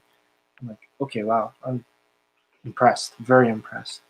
I was wondering, like, if there's any other place in the world that did something like that. Like, if it is, like, in France with that size of chip, I'd like to see it. Because that was so cool. So cool. Like, when this was, like I said, it was a long time ago when I saw him. They had a rake for the chips. Mm. And on the roulette, and they would throw it, and at the end, and they would throw it, and they would kind of catch it with the rake, and they could lift up chips. The rake kind of had an edge to it, and they could kind of scoop up a chip, and they would place it on top of it. It was. I was like, man, that's kind of cool. I didn't have a clue what was going on. It was like, this is the weirdest. I mean, I dealt with it for a long time. Then I was like, what is going on? This is so strange. But it was very slow and kind of like a graceful game, like like a traditional roulette, I guess, was way more like fast and I don't know, instantaneous, I suppose. But it was definitely cool, kind of cool to see. Yeah, I think so too. You're gonna have to show me like just the rest of like those wagers and whatnot. So, Fox. I know what you're talking about. There's a name for it. Yeah, it was like Gitans or something, or something like that. But no, when I used to work in London in one of the casinos in London like that, it was a high-end casino, and you used to be able to you can go to a bank and you can get vacuum sealed like money. It's kind of cool. Obviously, you need a lot of money, but you can go in and go, I want $10,000, and they'll give you these vacuum sealed things, right? And it's stamped, okay, it's $10,000. And we used to get people who come into the casino and then just throw them around. Okay. And they throw it on like, they make call bets, and they throw them, and they'd be like, no, don't open it up. And they go, okay. And he literally became kind of like a chip, because they were like, okay, well, if it wins, okay, we pay him out and we give him his vacuum seal thing back. And we wouldn't bother to open it up because why? It was, we could see it's all legit and it was from a bank, whatever. But yeah, that was kind of weird. And you see these guys and they just go, woof, and they just throw all these vacuum sealed like things. If it lost, then we'd have to break it open. So they comes in, he got 10 grand, he calls like $1,000 bet, £1,000 bet, whatever. And you have to break it up and then just count it out and take his 1,000 and give, compute it up. But if he won, they'd be like, nah, just keep it. And we just give him the money and whatever, right? But yeah, it was just, I mean, I only saw it the one time when I went to this casino. There was like the Holland casino, because my last name's Holland. When I went there, I was like, and there was an ashtray there, and at the time I used to smoke, and I'd be like, oh my God, I should take an ashtray. But I was too scared to take an ashtray. I was just like, oh my God, what are they going to do? I think that I was going to get arrested for taking an ashtray. But it's like, I just wanted an ashtray that said Holland Casino, because like I'm never going to own a casino, but I was like too scared to take an ashtray. And I was like, oh my God, I'd be like, oh my God, someone will catch me. But yeah, it was just... And it was in a place called Zeebrugge, which is way on. It's like a coastal port, so it was not even like a popular place. I don't remember why it was even there, to be honest. But it was in Zeebrugge, which is like way west of Amsterdam. Yeah. Mm-hmm. Wow. Holy cow! Can't believe we were talking about that. What the hell, man? We've been on there for like 2 hours. I was like... So yeah, Heather, we still. Yeah, I think it would be a good idea if we go on. There's some ship stories I still want to hear from you, John, because I know there was more than what you're saying with like the illegal casinos that you're working at. So Yes, yeah. But some of them are quite like long. I mean, like the one, to be honest, the one with my wife and I've told you that one about the St. Petersburg one where we got kind of like, we lost, passports got stolen and it just escalated into this huge drama.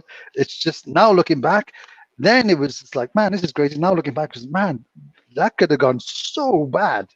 But Yo. yeah. Yeah. But But there's still nine of. Sorry, there's still 9 people on. Hello. It's like, we're like 154 in. like, I'm just trying to, like, what the hell? Like, I'm just, honest to God, I'm trying to French roulette chips. Oh, do you know what? You know, going back to the weird game I used to, like, place I used to work, they used to call roulette Amro, American roulette. So the AMRO. Oh wow, So that's cool. we used to call it Amro. Yeah. So when they, like, because we had 12 tables in this smaller casino, they'd be like, okay, you're on, and it was a break list. So you go, okay, you're on Amro 9, you're on Amro 4, you're on blah blah blah, whatever. Right? So it was called Amro, and it was written onto the boxes too. You know, like the cash boxes. Mhm. So it'd be like AMRO, blah blah blah, and there'd be blackjack for it. So how many colors were there on those tables? Eight colors of. I think we used to have 300. There was like 200 for sure, you know, and Yeah. I think there was more at the back for certain colors, but most people never. We never used to pay out more than like two. Like, I think we had 300, but then most people never wanted more than some of them. But what we used to do as well, some people we just give them 2 colors. Because I remember one guy who would be coming in and he'd be like, "Yeah, I'll just have." I mean, and it was one of the coolest things because it was a privately owned casino. Like, and it may or may not have been legal, but he'd be like, he'd make up his own maximums. Some guy would come up to him and his name was Mac, and he'd be, "Hey Mac, I want to bet $500 on a number." Okay, sure. And he'd be like, "Okay, this guy here, you can have $500 a number, 1,000, whatever you want." He'd go, "Okay, this guy can do it."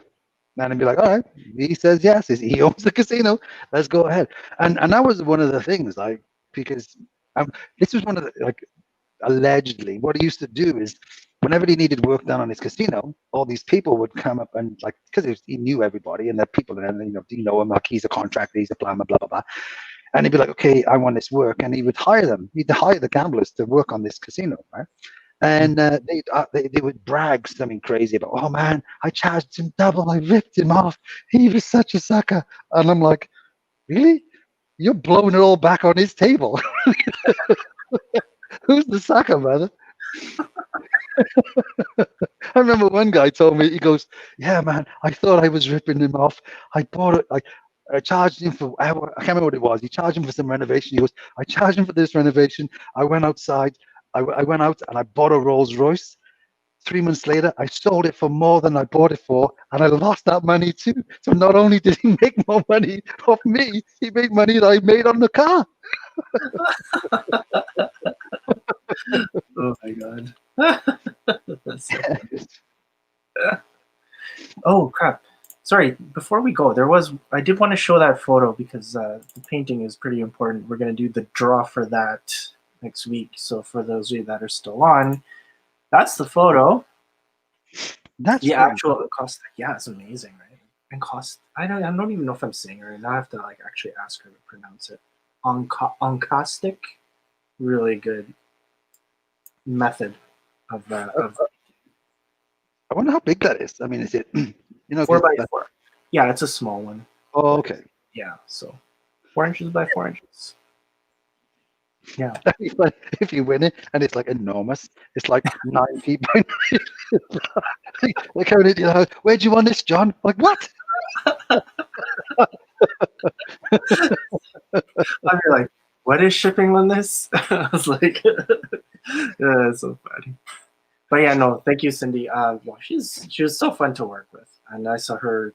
I think I saw her move up to pit manager. Yeah, she's a great pit manager. So yeah, her and Jeff really cool. I have a picture of Jeff that I do want to show one day, but we'll wait till he's on. Yeah, because it's 10 o'clock and it's pretty much time to go. So picking up an Ashray glass with this, yeah, I don't know. So one time, the reason I popped this up because I remember one time someone dared me when I was kind of like a student, whatever. You know, like the ice tongs. Yeah. The ice bucket you have on the bar. Yeah. We were at the bar and whatever, and some friend of mine was like, yeah, to this point, he's like, I dare you to take the ice tongs home. So I was like, oh, okay.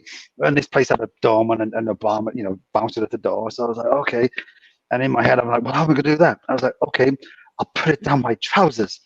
So I took the tongs and I put them down my trousers when no one was looking, and then they went, bing, and they popped up. And I couldn't walk properly. They were in my jeans. And I was like, the bouncers are staring at me like, what is he doing? Why is he walking like that? I was like, yeah. So I didn't leave the bar with him. I was like, this is a ridiculous thing. I had a pair of jeans on it, and I was like, why do you ask me to do these stupid things? So I took them out, and I eventually just put them back in the bar. Just like, yeah. Just to that, it just reminded me of like the stupid things you do when you're like, oh, that seems like a challenge. I like how you pull them back out of your pants and just put them back. And that was the thing then. It was harder then to try and put it back in the ice bucket than it was to take them out of the ice bucket in the first place. Because I was like, how am I going to do this? It was like, oh.